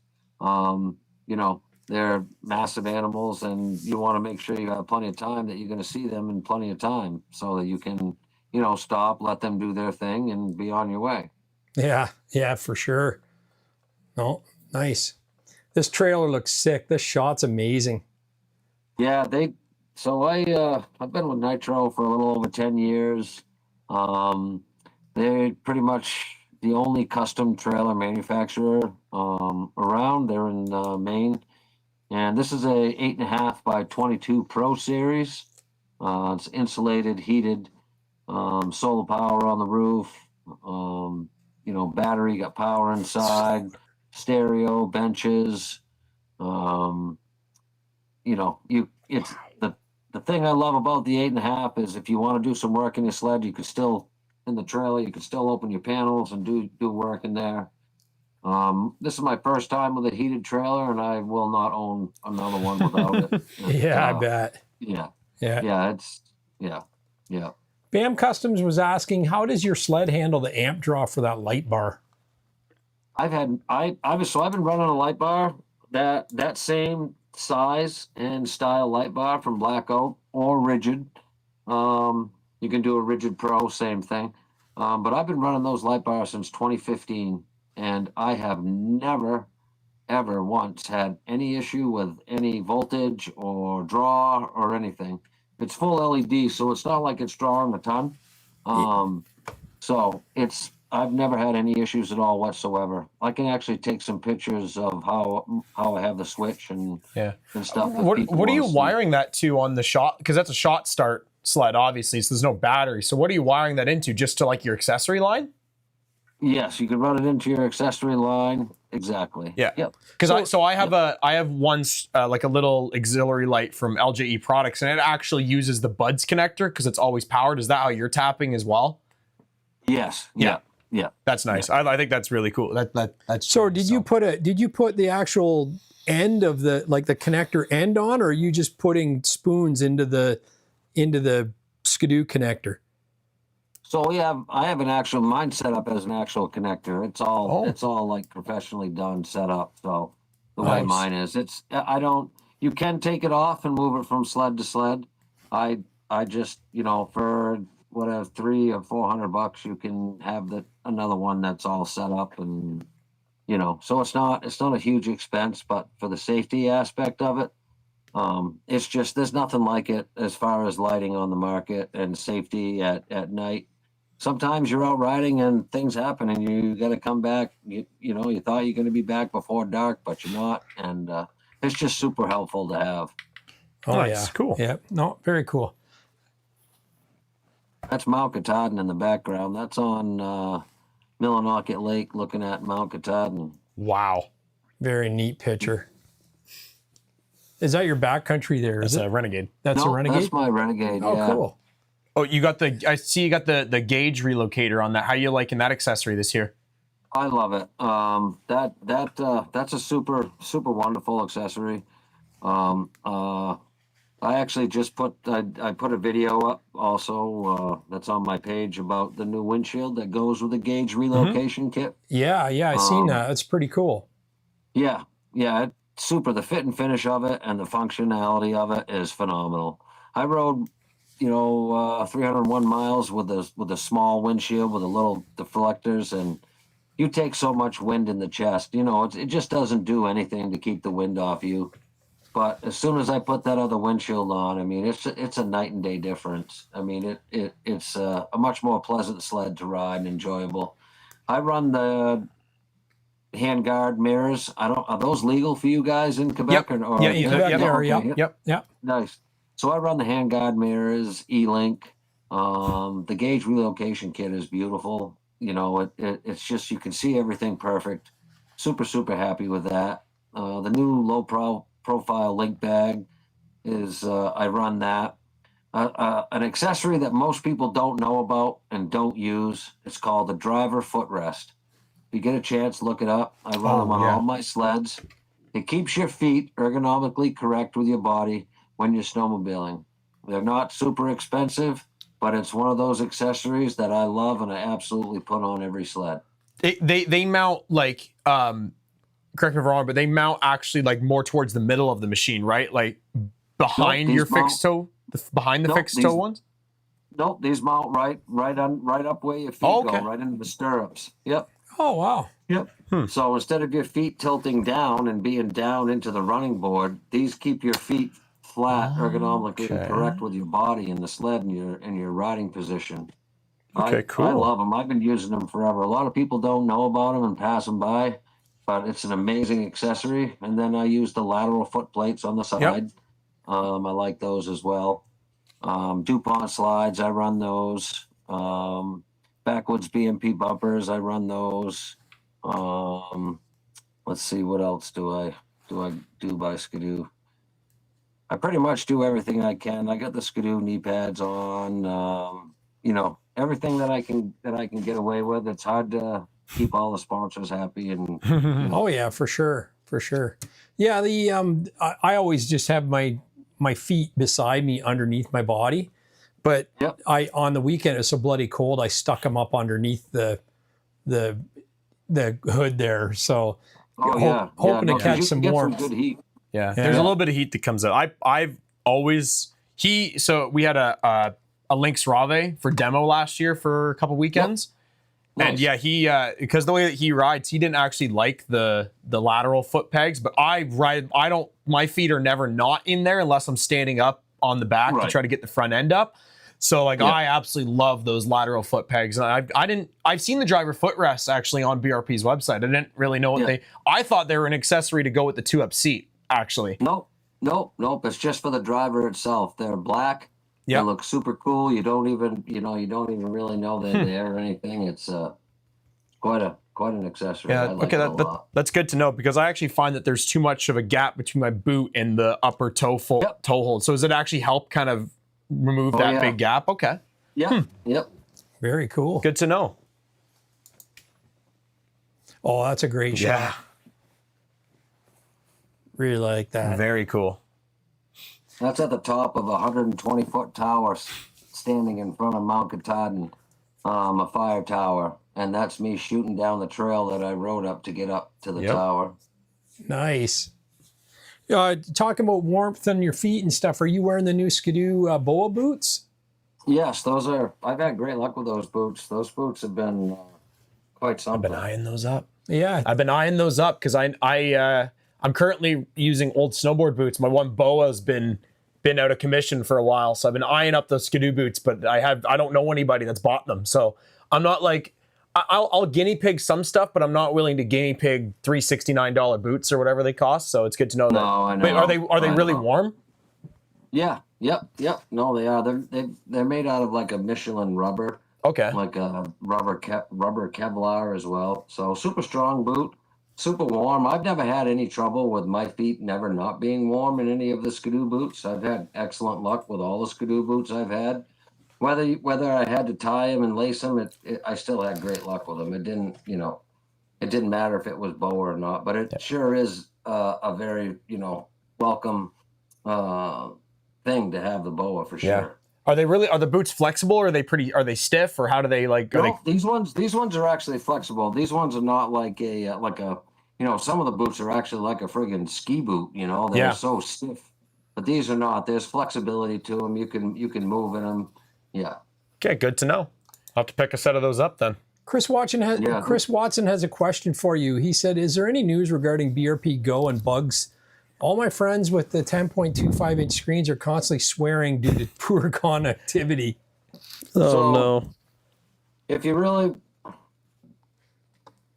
boy, this is a tough one for me. I am super frustrated with that whole situation, and I'm hoping it's all going to be resolved in 2027. I do not want to be connected to my sled to use my GPS. Period. End of story. With the technology, the gauges, and everything that we have today, we should not have to be connected to your sled to use GPS. Period. Mm-hmm. I don't care. It's foolish. It makes no sense. I don't need to have my phone in a heated bag with a cord running out of it, or that's in the glove box that's flopping all around, getting unplugged or plugged in. No, I do not want to have to buy another module. No. The technology is there.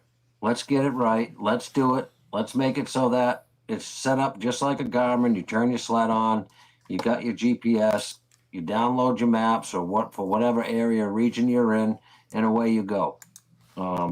And the buddy sharing thing, I don't care what manufacturer you're on, what sled you're on.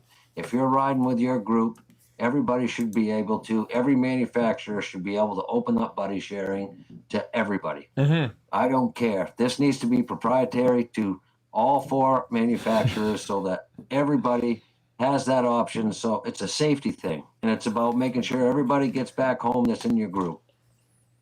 Yeah, well, I'm glad to hear it from you. Yeah, I'm glad that that obviously. Well, I mean, it's no secret that all riders are frustrated, but it's good that it's good that you guys are giving feedback to your manufacturer that you are such huge fans of and you're ambassadors of, that you're giving the feedback right to them and you're not afraid to say it either. So here, Gibbs for BRP president. Bam customers, here, Gibbs for BRP president. No, yeah. I mean, I just think it's something that, we need to get right, get it right now, have it fixed, have it so that it works. We own 60 or more % of the market share. We're putting out a premium product. The 10.25 gauge is supposed to be a premium product. Let's make it what it's supposed to be, and let's do it now.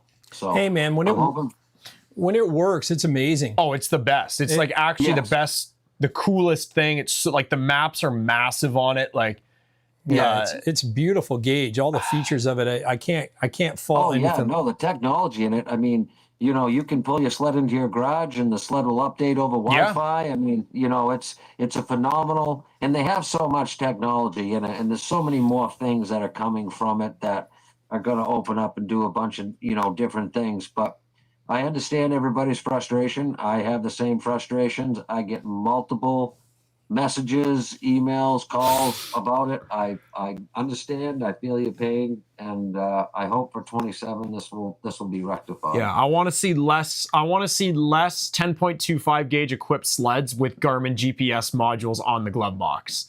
Yeah, because if that doesn't show that there's a problem, I don't know what does. Right, exactly. I agree 100%. Because we run like phone mounts, like glove, like zip cases with our phones mounted on our glove boxes of our sleds, and the BRP Go app works flawlessly. Never fails. I track every ride. I don't have an issue with it. Even when you lose Wi-Fi or lose data, you can just click OK. Because here you have to it pulls data for trails open close. So you have to click OK when you lose data.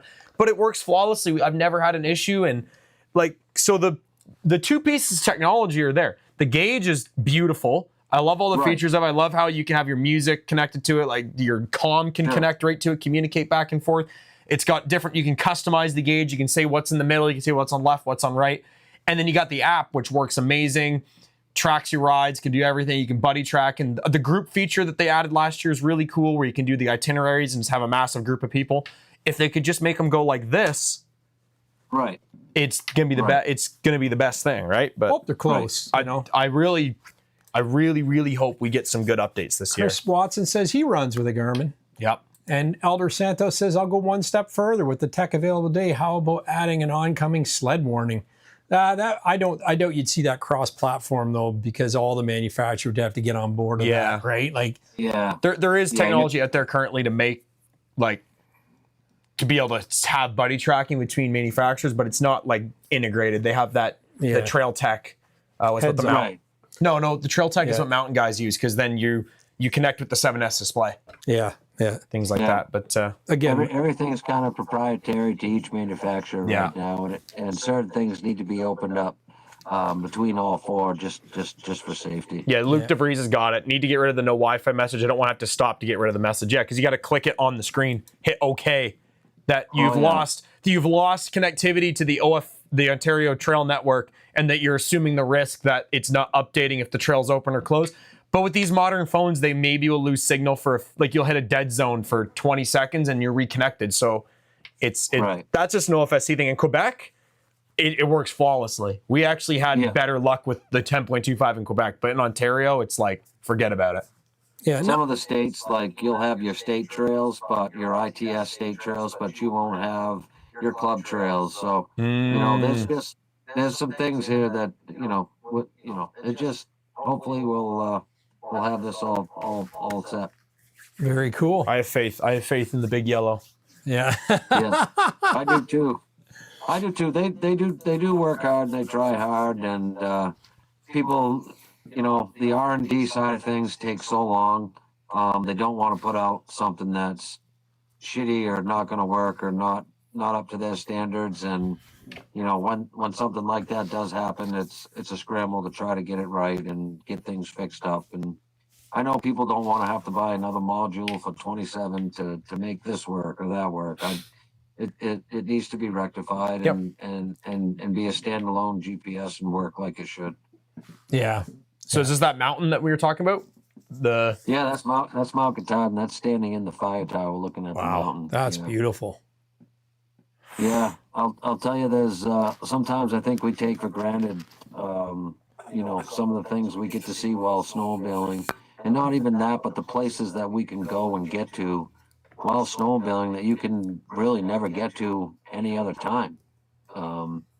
It's just super cool, man. Just being out there in the wilderness and the cold and the snow and the sleds and the camaraderie and the people, and there's nothing like it. Oh yeah.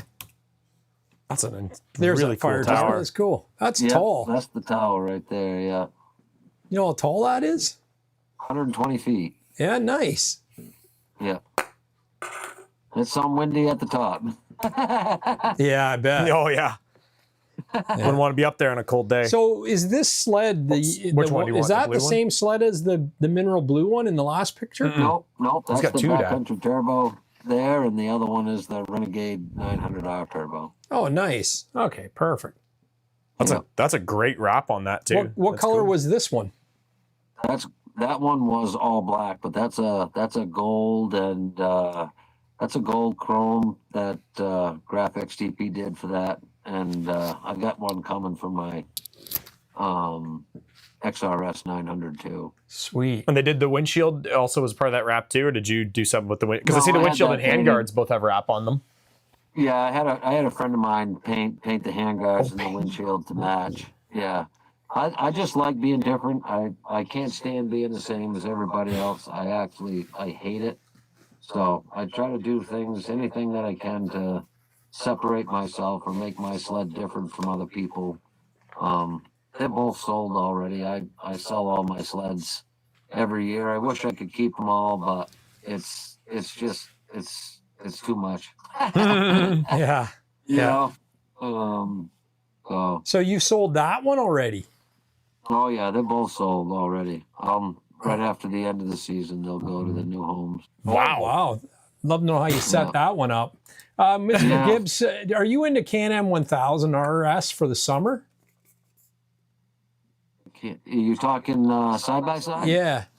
Yeah, Yeah, I'm looking to get into the Defender Lone Star is what I'm looking to get into. Nice. Yeah, great, Yeah. great machine. Yeah, I kind of don't. It kind of doesn't make sense. I've had the four wheelers, I've had the X3s, I've had the fast side by sides and all that. They're a lot of fun, but to not have air conditioning or heat anymore and not be able to use the machine year round makes no sense. Yeah. Oh yeah, for sure. For what they cost, I mean, 40 grand, 50 grand, you just gotta need it so that you can use it year round. Yeah, that's a nice trail too. Mountains in the background. Yeah, that's a beautiful trail. That's called the State Road. They call it Millinocket.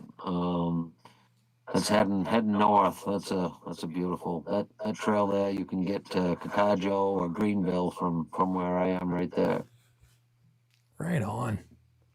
It's amazing. That's the painted rock that's famous. It says "Keep Maine Beautiful." It's just a cool spot that everybody stops at and takes photos and hangs out and whatnot. Love that.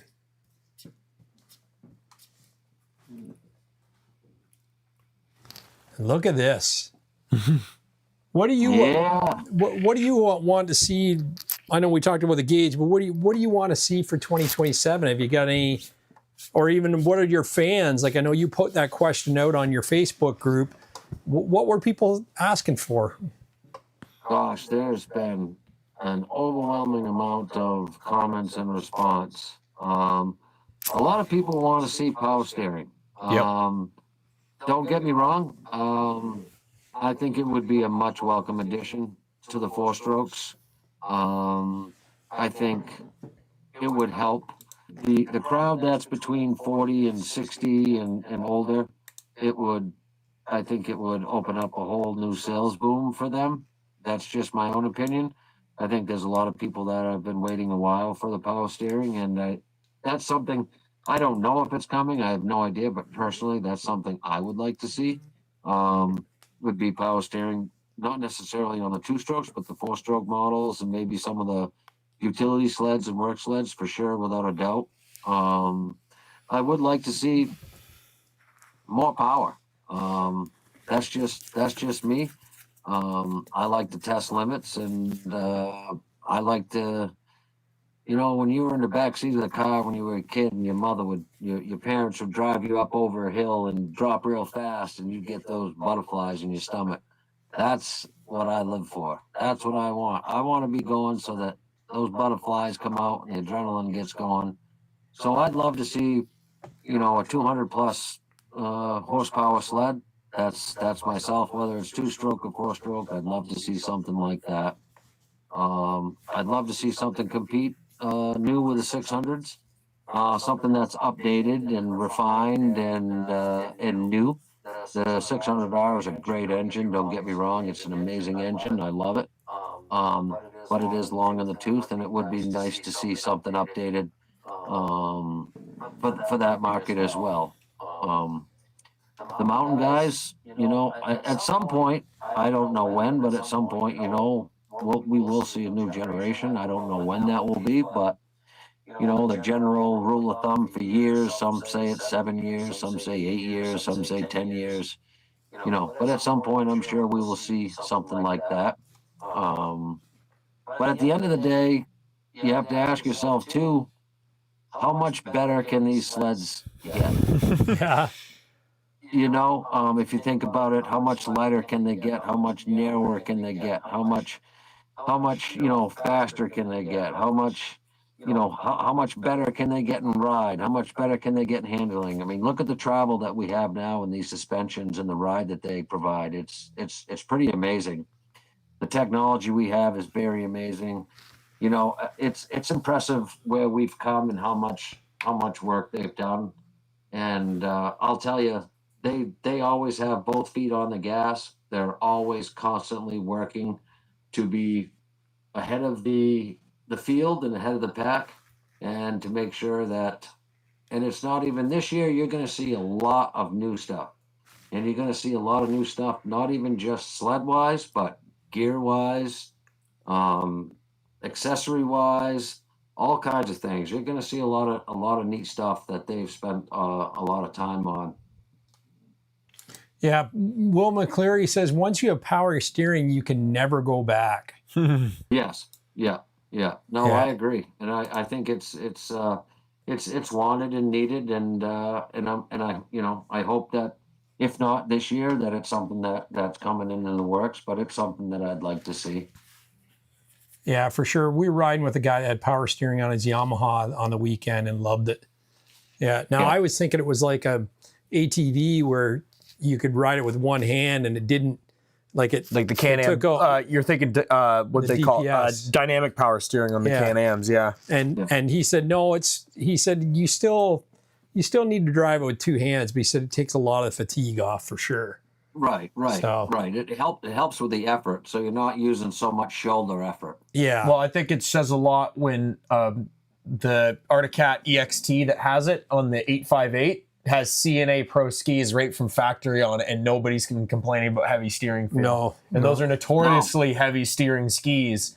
So to sell those from factory on a sled like that is pretty crazy. Oh yeah, no, definitely. Yeah, Tim Weiss has a good comment here, and it's prices regulated to bring new people in the sport at an affordable price. What do you think about the prices of sleds? I mean, from any manufacturer, do you think it's getting too out of reach, or what are your thoughts on that, John? So here's my thoughts on it. And I own and run some of the biggest snowmobile groups on social media, and I can tell you my thoughts are, from what I see, everybody wants the latest and greatest, the fastest, the best, the most technologically advanced. They want that hyper sled. They want that XRS. They want that next best thing every single year. Just like for 2027, when the release comes, there'll be so many people with the comments, "Oh, that stinks. I can't believe they didn't do this. They didn't do that. They didn't do this." Well, what about what they did do? There's only so much that a manufacturer can do in a year. But if everybody wants to continue to have the latest, the greatest, the best that there is on the market at that time, that's going to come at a cost. It's not going to come at the same price every year. It's just not, So if you're going to want the latest and greatest and the best, I think you are going to see some sort of price increases.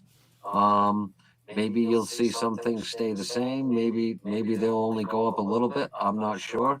But if you want to continue to keep having the best, and that's going to fund the R&D and going to fund everything, I mean, you kind of, the increase is there and it's coming. I do think that we are at a point where there needs to be some thought as to how we're going to move forward in the industry, because the affordability and families and kids and the middle class and the working man that's trying to get their family, that's working 40 hours a week at the mill and got to put their kids through school and sports and everything else, but they're trying to get them into snowmobiling. It's between the truck, the trailer, the sleds. It's so expensive. But on the other, there's a flip side to that coin. You don't have to buy a brand new sled to have an amazing time snowmobiling. You do not have to have a $25,000 snowmobile to have an awesome time snowmobiling. I can have a great time on a $10,000 sled or a $5,000 sled or a 1996 sled. Is it going to ride as great? Is it going to be the best? No.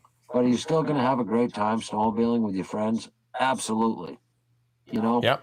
I think, we have to look at it with an open mind, and I don't know how we can get a hold on what everybody wants and expects in the industry and keep that at the same price or at a cheaper price, because it's not like the cost of the raw goods or the things that we buy, any of us buy, are going down. No. Nope. So it's I'm not sure how that's going to go or where we're going to go from here.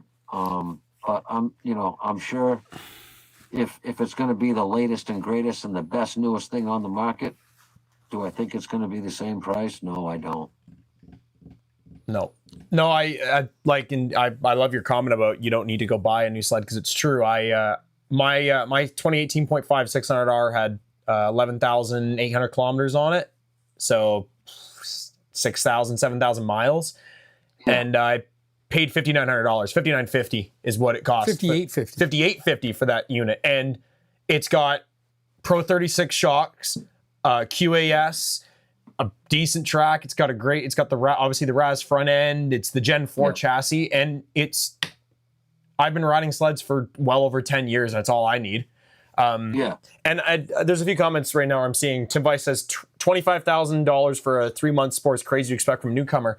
But a newcomer doesn't need to go buy an XRS. You can go get like not even a Neo, like a sport model or an Adrenaline is around that 13, 12, which is still a lot of money, but it's I mean, look at all the late model used sleds that the dealers have. Yeah, dealers have current year XRSs that they mark down, like right now, like 2026 model years that they haven't been, maybe someone ordered and canceled, and they mark them down and all that. So yeah. I just, I understand. I completely understand. When I started snowmobiling, I was snowmobiling November, December, January, February, and March. Okay, that's when I started snowmobiling. We were riding all those months. Since that time, I've lost November, December. We get January, but we have a couple warm-ups. Yep. We get February, and we might get some of March or all of March. So I totally understand you. It's the short amount of time. You only have this. On the other flip side to that coin, there's no other power sport that can give you the level of fun and enjoyment it's the best you get from snowmobiling. I don't care. It's the best. There is nothing. Absolutely. I have a hard time explaining to people, like everyone always, when I was in university and all that, thought I was insane for going home. I drove 2.5 hours home every weekend in university to ride. And I just couldn't, it's unexplainable. I'm like, it is the greatest feeling on the planet Earth. Like we race dirt bikes and all that stuff, and it just doesn't compare. Like dirt bikes, jet skis, nothing on the planet can compare to the feeling and where you can take these things. You got to think these are areas that are unexplorable by any other vehicle on the planet. Like when you watch someone like Muskoka Freerider, for example, the areas they're taking these 165 mountain sleds to is unbelievable. And that's where the technology is needed. But yeah, I do agree. Like Michael DeHooley says, these sleds are heading for 30,000 plus USD. It is a reality, I think, of the situation, but it's still the cheapest part of the sport because your truck and trailer is nearly $100,000 now as a combo to get a decent truck and a decent trailer. So I agree. I mean, like I said, you can still buy a 2018. You can have a Gen 4 and have an awesome. You can have a Rev or Rev XP or Rev XSs are great sleds. A 600 SDI from the mid thousands is a sled that'll never leave you stranded. And but we live in a society now where everybody has to, they don't want to be picked on or looked upon different because they're riding an older sled and everybody else is on a newer sled. That really shouldn't matter. Who gives a shit? I love when I see older sleds on the trail. Yeah, but okay, no, I want to be a devil's advocate. So you telling me with your turbo 146 that you're gonna go to Maine riding or Quebec riding with a guy with a 2000 583 S chassis? No, I look. So you're understand. that guy that you know what I mean. That's devil's advocate, but that guy wants to get on a Gen 4 or Gen 5, but maybe I know. Yeah, you know what I mean. Like that's what I think is I'm seeing going on in the chat here that I'm reading. Yeah. Is the you can one of the comments was you can get on a Neo 600, but why would you settle for it, right? Like, or you can't. I agree. I agree. No, I know. It's. I'm telling you, I understand and I agree with everything everybody's commenting, but you got to find that balance. There has to be that balance, like you could have a 2018 or a 2019 or a 2020 and still have a great here in the States, we can buy 18s, 19s, and 20s for $5,000 to $7,000. It's the same here for us, and pretty much that same dollar amount in Canadian. And it's, and they're amazing.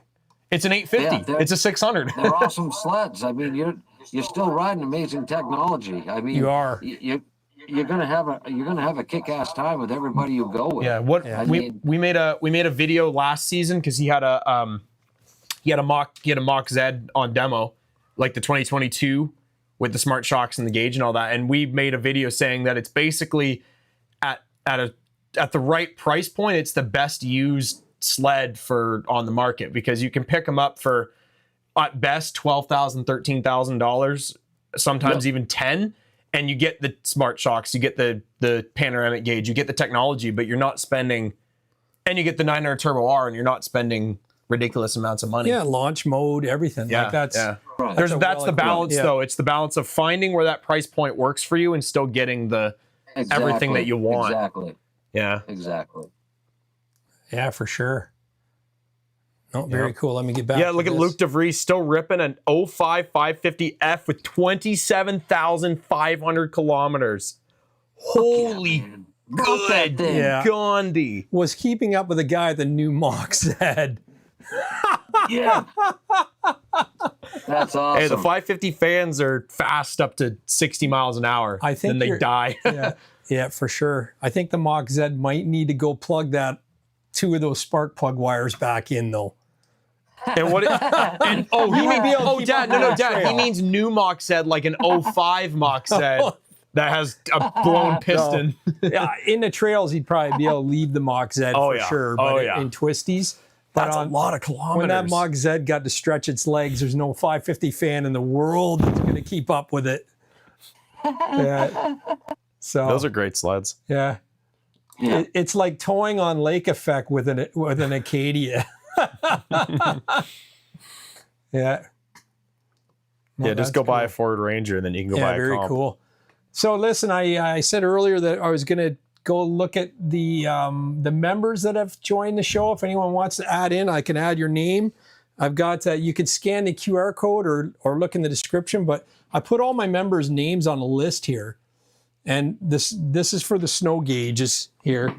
If you put my name, can I pick someone in the comments? Did you put my name? Yeah. I'll pick someone. No, I'll put my name in. If it is, I'll pick someone that isn't a member from the comments. I've got three super cool giveaways. Okay, so we'll do ours and then we'll get into Gibbsies afterwards. And probably Northern Nomad CR. He's in Costa Rica, so he doesn't need a snow gauge. But he might take one. He might take one just for laughs to have on his He should take it and put it in his yard. A snow gauge or a sand gauge? Yeah, sand gauge. Maybe he will take a tide gauge. But he is on there, so if anyone's gonna get a membership, say hang on and I'll wait for you. But I'll just read out my names here. We've got Scooter K14, DP Rocks. Hell yeah. This guy, he's gonna pick someone from the chat if I win. There's 2 prizes I'm going to do on this.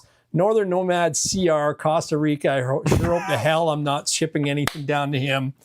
Cranky Sleds, Dan Skovic, Kelly Martins, and Brappers TV. There's a couple guys that are local and I can deliver it by sled. So let's hope that that's who it is. So I'll just wait a few minutes and... Man, Drew's such a nice guy. I don't need a snow gauge. I have one at my cottage and it's currently under the snow. Michael DeJulio says, wait, how do I become a member? In the comments below, there's a link. There's a link in the description. Under the description. So if you go into the video. Yeah, so if you actually just go to the channel page on YouTube, I'm already a member, but it will come up on any video, it says join underneath the video. It's like right next to where like the subscribe look. I have one that says see perks next to subscribe, but for you it should say join. It should be a white button that says join. If you click that, then you can select what membership level is, what membership level you want, and then be a part of our membership. Yeah, there we go. So I'll wait for it if you want me to wait. But I become a member. Yes. Oh, so Gibbs, what are you going to be giving away? Let's go over that while we're waiting then. All right. So you don't have to be a member for these. we are going to do a Ski-Doo Gen 4 2017 Plus LJE product snowmobile whiteout Yes. safety light. Oh, that's what I was talking about earlier. Yes, here. I'll pull up a picture of it, Dad. Yeah, we got a picture of it. It is awesome, by the way. So awesome. Bright as hell. Lights under the snow dust. Do you know that? Have you used one of those before, John? No, because I've been on Gen 5, but I helped Len with a sled for some testing and some test fitting and stuff. Len's a great friend of mine, and he's a contractor like myself. So You can't really see him here. Him and but- Brooke are great people. yeah. So there it is under the bumper, the Actually, left if you go in sled. the last week pictures, there's one of it. I don't know where to find the last week pictures. Hold on. It's as bright as a Ski-Doo auxiliary light on the Gen 4 that's up on the dash. And it's on all the time. You can actually have it on high beam, low beam, whatever. So So we got that, and then we have the LJE Products Trail Courtesy Light. We're gonna give one of those away too. and I got one of those on my sled we as got one of well. them. There's the actual Whiteout. whiteout light on the bottom of the yellow Gen 4 there. And then I actually can Frickin' bright, find, like- if you just give me a second here, I'll find one of the. Yeah. The courtesy lights are amazing. That's my sled in pieces. No. Where'd it we go? don't have one.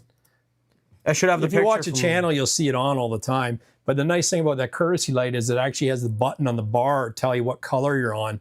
So you don't have to go like this. You don't have to stand up and look over and then hit a moose when you're not looking at the trail. Now, you shouldn't be looking at that when you're moving, but it always happens. And I'm driving along and oncoming sleds come and they pass. I go, I don't even know what color I'm on. Anyways, yeah, so that's with the that. LJE, you don't. Anyway, we don't have a picture of that one. but Dang it. I'm sure we do somewhere. So. Just keep going. And that was. There, look at Sled Tube says, Drew is such a good rider, even better than that Corey Brock. I wouldn't say that. Corey is the best rider that I've ever ridden with. He's always on the faster sled, though. There we go. Michael DeJulio, I've already added you. Welcome to the Beverage Fund. So there's actually a shot. I know this is on my phone, but there's a shot of the whiteout, and you can see the green of the safety light in there too. That looks good, buddy. Looks good. And then there's the little controller for the safety light, that green light. Yep. So it's green when you're on green and orange when you're on orange. And it's not like the Ski-Doo where it's a rocker switch or like a temporary. When you have it on green, it's in. So next time you start your sled, it's still on green, and vice versa. If it's pushed out, it's on orange, and it stays on orange. Amazing product. Yeah, really clean fit and finish. So I just have it mounted right above the Ski-Doo logo on the side. So nice visible Very spot nice. for it. But yep, so there we go. Yeah, I like that. And actually, that one there is the one I ran on the mock last year. Yep. And we took it and moved it over to his. Tickety boo. Heated the glue back up and she stuck right on. Way you go. And sorry, so that was the two. Did you have a third thing as well? Yep. So I've got a Ski-Doo hat here. Nice. That's gonna go, and then we've got Oh, one of these. The Yes. ornaments, those are cool. we have ours. Limited We have one edition. behind us. It's on the Yeah. shelf. You can't And see it. then I've got, they're in a box, but I've got the die-cast Ski-Doo toy sleds, which are the die-cast small ones that are collectibles. So they'll get one of a trail sled and one of a Gen 5 mountain sled as well. So this will be not like that one. So I got that. Yeah. Yep. And then I have the Yep. mountain sled too. The mountain sleds That was there one too. I Yep. bought. Was the mountain. I liked the So summit. it's going to be one little Ski-Doo giveaway that we'll just put all Ski-Doo stuff in with, Sure. with that, and that will be it, buddy. Okay, so How do you do want we to do that? Do you want to pick it from the chats? Wait, if we go Yeah. to all the If chats, you Top wanna- fans. What I was thinking, either from the chats or however many, everybody that's on, or that's on right now. Well, I like the idea of, because we actually can pull up a list and everybody's numbered based on how many comments they've put in. Sure. So we could just do it where I just throw it into a random number generator of who's commenter. that So works. yeah, Yep. but Bassart Buddy. wasn't on that list. because you have to refresh it. He was. Go to the bottom. He was down there. You guys can just Should've send me been. the address and name, and I'll make sure it all gets sent out. I don't know how else Can I to see do it. all fans? say all fans? Because you only have top chat showing. All chat, You have to go live. live chat, and then It should have everybody listed in there. Here, can I see the mouse? he's going to figure that out. Okay, so on mine, anything Ski-Doo would be sick, is for the members. I'm going to do my tap the wheel to spin, my wheel of names here. And we're spinning around here. And it's going to stop. I don't know if we can see a name there. Can we see a name? DP Rocks is the winner. Look at that. That's not rigged. So I'm going to take his name off that list. So I think what I'm going to do is should I just do who the top commenter was this stream? Sure. Yeah, so the top commenter, so the person who put the most comments in, and actually I was thinking I called you the top commenter earlier. I'm going to give this to Tim Weiss. Right on. Perfect. Because I loved his little Jeopardy gag earlier. I thought that was brilliant when you were waiting for us. You and All Terrain TV playing a little game of Jeopardy. And he's done how many comments? Does it say 225 XP points he's got on I think that's on the comments. Yeah, so I'm gonna give it to Tim Weiss. Rigged, LOL. And I'm gonna do another draw here. Spinning the wheel again with Drew's name off of it. Oh, bump the camera. Focus. You have to pull your phone back just a little bit. Who is it? I can't read it. I can't either. Scooter K14. Scooter. I don't know if you can see that there. Scooter ain't even in here. I think is he in here? No. Well, I didn't see him this week, but I'll reach out to him. So reach out to both you two. K14, you've won a snow gauge. Yeah, so Timmy and Scooter will reach out to you guys. Timmy, since you get first pick there, do you want the one with the snowmobile on, or do you want one with the deer antlers? Yes, please. Deer antlers or snowmobiles. So the deer antlers looks a little real tree-ish. It's a little real cool tree-ish. Looking. And then the Sledder is that one there. So let us know in the comments. So you can pick. And then I'll get the other one out to Scooter. ASAP. And that's pretty good. Scooter won it because he was in the chat for the Redneck Dirty Hands one. I think he put his membership in on that episode. Yeah, for sure. Yeah. Okay, so now we got to figure out how many people are in there, but make sure Massar. Yeah, they're in there. I found him. He's number 15. There. He's number 15. Okay, so why don't we just get? You're going to random generate or have him pick a number because he doesn't see the names. We'll random generate because you would never pick one. Yeah, no, just go ahead and do your random generate. It's fine. That way it's fair for everybody. Yeah. So what do you want to do first then? It's all together. We'll do the trail. Hold on. We'll do. This is gonna be a problem because we don't know who has Gen 4 snowmobile. We'll do the snowmobile whiteout safety light first. Now, keep in mind this is for a Gen 4. Yeah. 2017 plus Gen 4 chassis only. Why don't you do this? Why don't you do both LGA products and then they can actually they can definitely use the signal light, the courtesy light. And if they don't want the Gen 4 thing in the chat, they can tell us and we'll do that another draw. Sure. Right? Yeah, I think that works. Okay. So you're going to get both LGAE products, and if you don't want the Gen 4 whiteout light, because it won't work on anything else, because it rivets into where the grill is. Oops, did not mean to do that. Did not mean to do that. I was trying to We run a professional show here. I was trying to make sure my sounds thank you for these prizes, John. Like, we really appreciate them. Siri, pick a number between 1 and 32. You see that number? 26. 26. So 26, that would be Josh Arnett, 6705. I'm going to write that down. You want to write that number down? So Josh, if you're still watching, still active in the chat, email me your address to fanphoto@mudbrats.com. It's on the screen there at the top right corner. Josh Arnett wins that, so we'll check if we can check in the. Well, they can also just get in touch with Gibbsy maybe afterwards. Yeah, for sure. Too. So I'll check if they're in our. We have a Facebook group too that's called Snowmobile Sessions Behind the Bar. So I'll check later on if any of these guys are in there too. Yeah. Rob Overhaul has a Gen 4 LOL. Yeah, okay, so what's the next on the tap? You're going to do the rest as one. Well, no. There'll be 2 LJE giveaways, then 1 Ski-Doo. Okay. So LJE, what was that then? That was an LJE. That's either the lights or the whiteout lights or the signal light. Either one. What are you writing down there? Okay, for sure. I'm just writing it down. Yeah. Okay. So it'll be the same number again. Siri, pick a random number between 1 and 32. What number is it? 9. Focus. It was 9? We'll take your word on it. I can see it's 9. And Rob Overholt. Rob Overholt.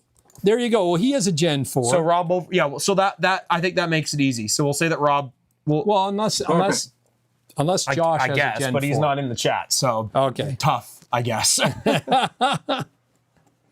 Well, Rob, do you want the whiteout lights or the signal light, the courtesy light? They're both awesome. Actually, again, pictured here. Courtesy light's that green thing at the top. I wish that it wasn't so blown out, but the B2 Stingers are too powerful. Tim Weiss says he wants the sled. Sled. Okay. So yeah, anyways. Okay. Okay, so then final giveaway is all of the Ski-Doo, the pile of Ski-Doo stuff. Well, you're giving away that for sure. No. I wouldn't.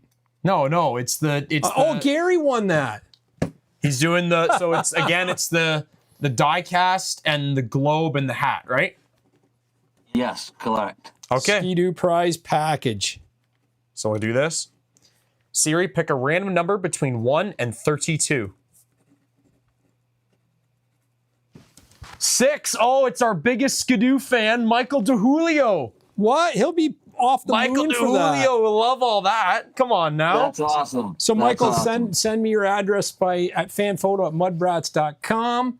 He's got the BRP, so we're going to send Rob the LG whiteout lights, and then the signal light, the courtesy lights are going to go to Josh Arnett. That perfect. Perfect. Okay, Rob, you're gonna love that whiteout light. I absolutely love it. It's great, dude, like it's the amazing. snow, like in the snow dust when you're riding behind someone at night. Cause where it's mounted low and it's kind of pointed more down, it lights up the whole like snow in front of your sled. So like if you're running across the lake and there's sometimes will be ice chunks or pressure cracks, you can see those coming up because it's cutting under everything. It's a great product. Michael DeJulio says, "Hell yeah, that's so sick." Bam says, "Still cursed." Bam, you already have a courtesy light. I looked back there 3 weeks ago and it was glowing orange on the snow.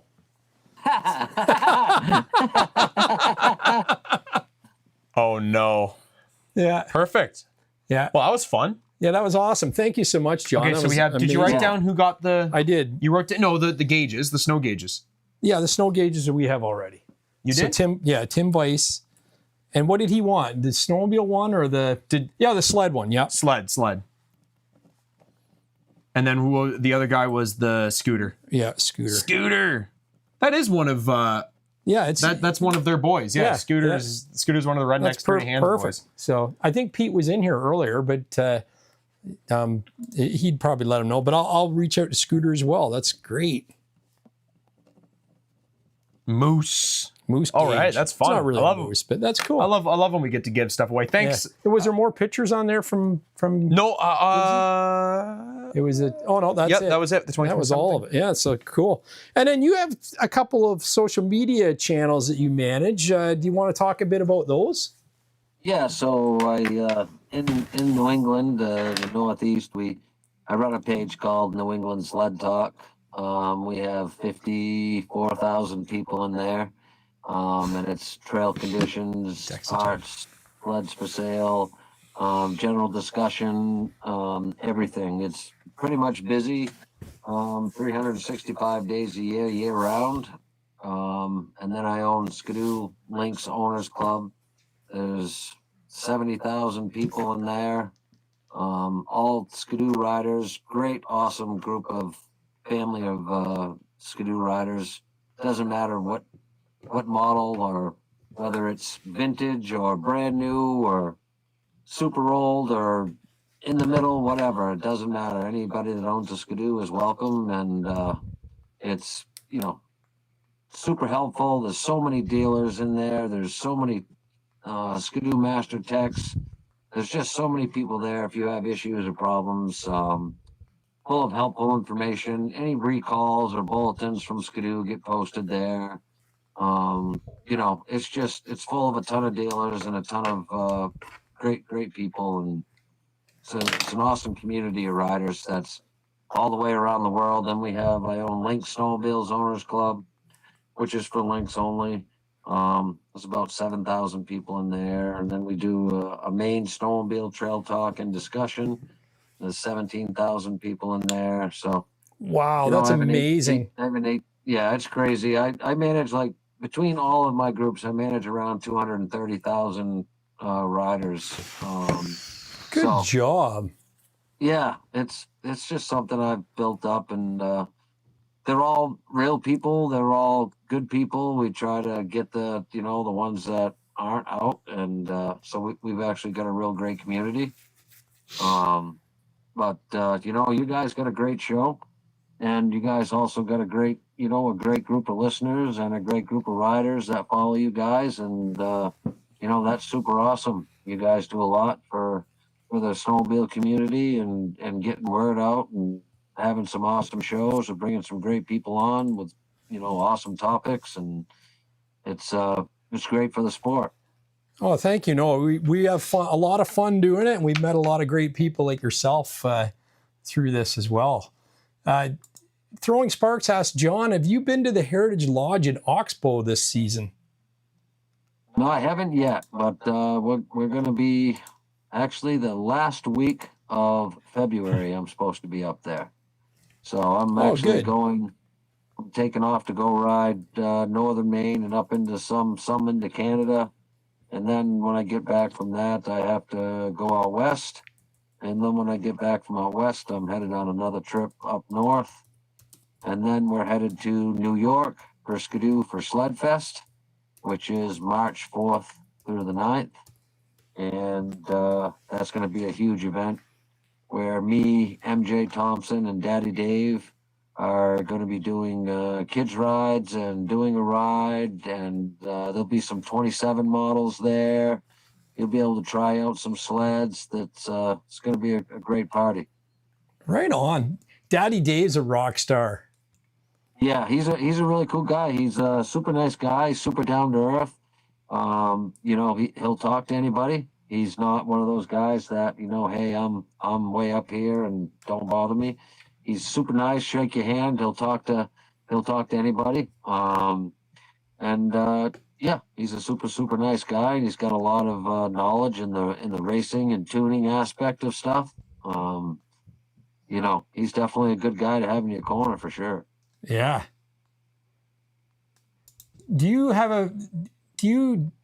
Shelly, this is Rob, the old guy. He says, do you have a big get together with your group, like a big ride like I used to do?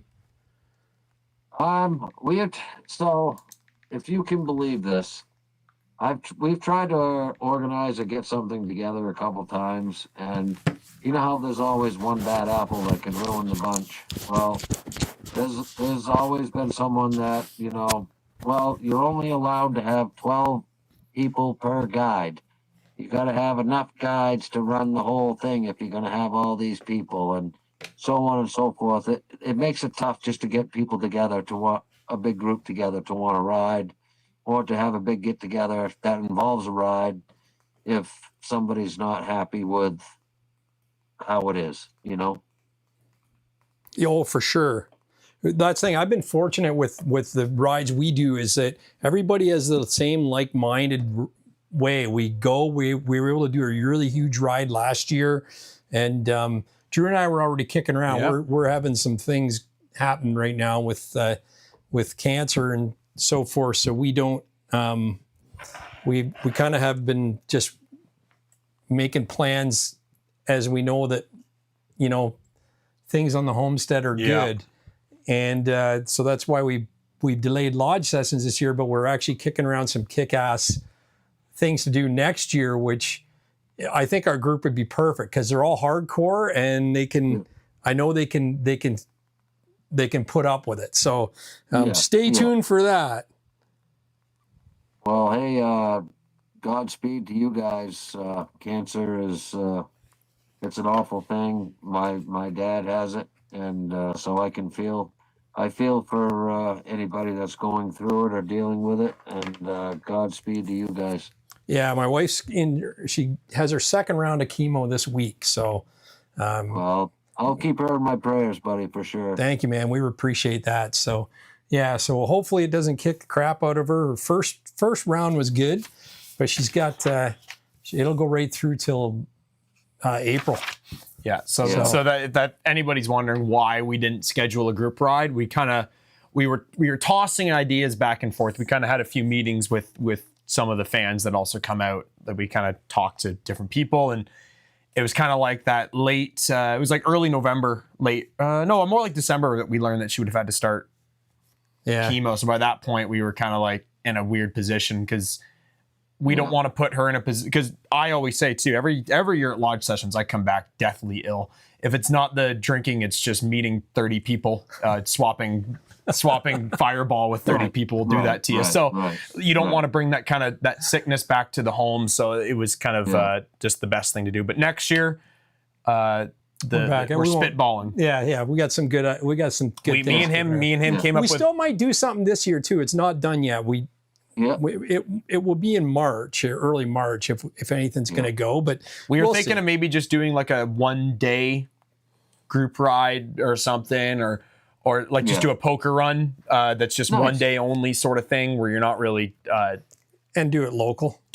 So if we did that, we have a lot of fans that are local to us. So we're always up for a ride if anyone wants. We were to spitballing some pretty cool ideas for next year, guys. So we're gonna try to get that locked down, hopefully well preseason.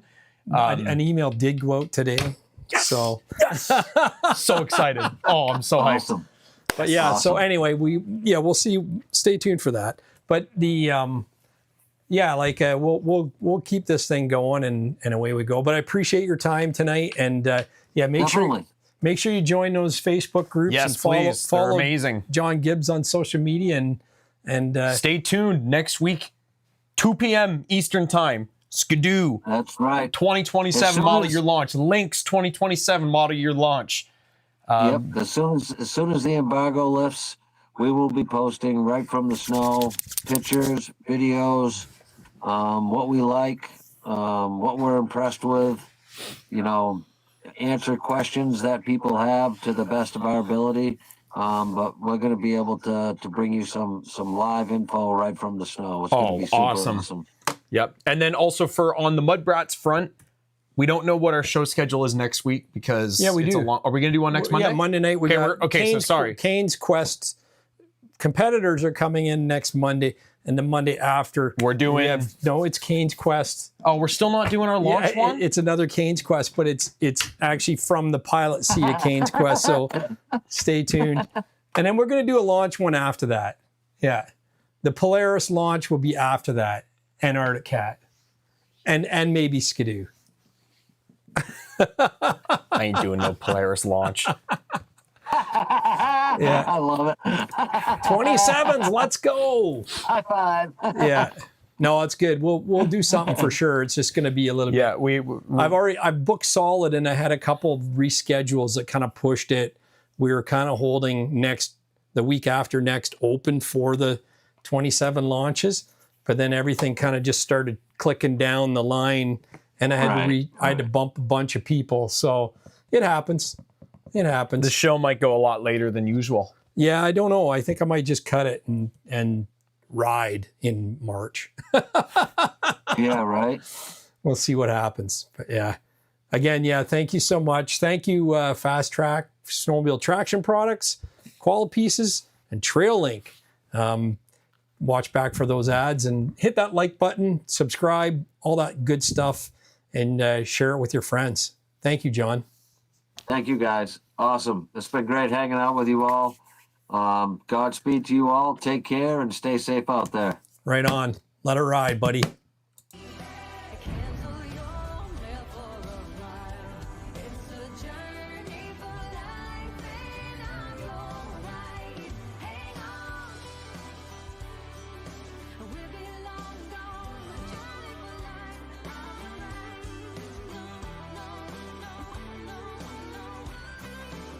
It's a journey for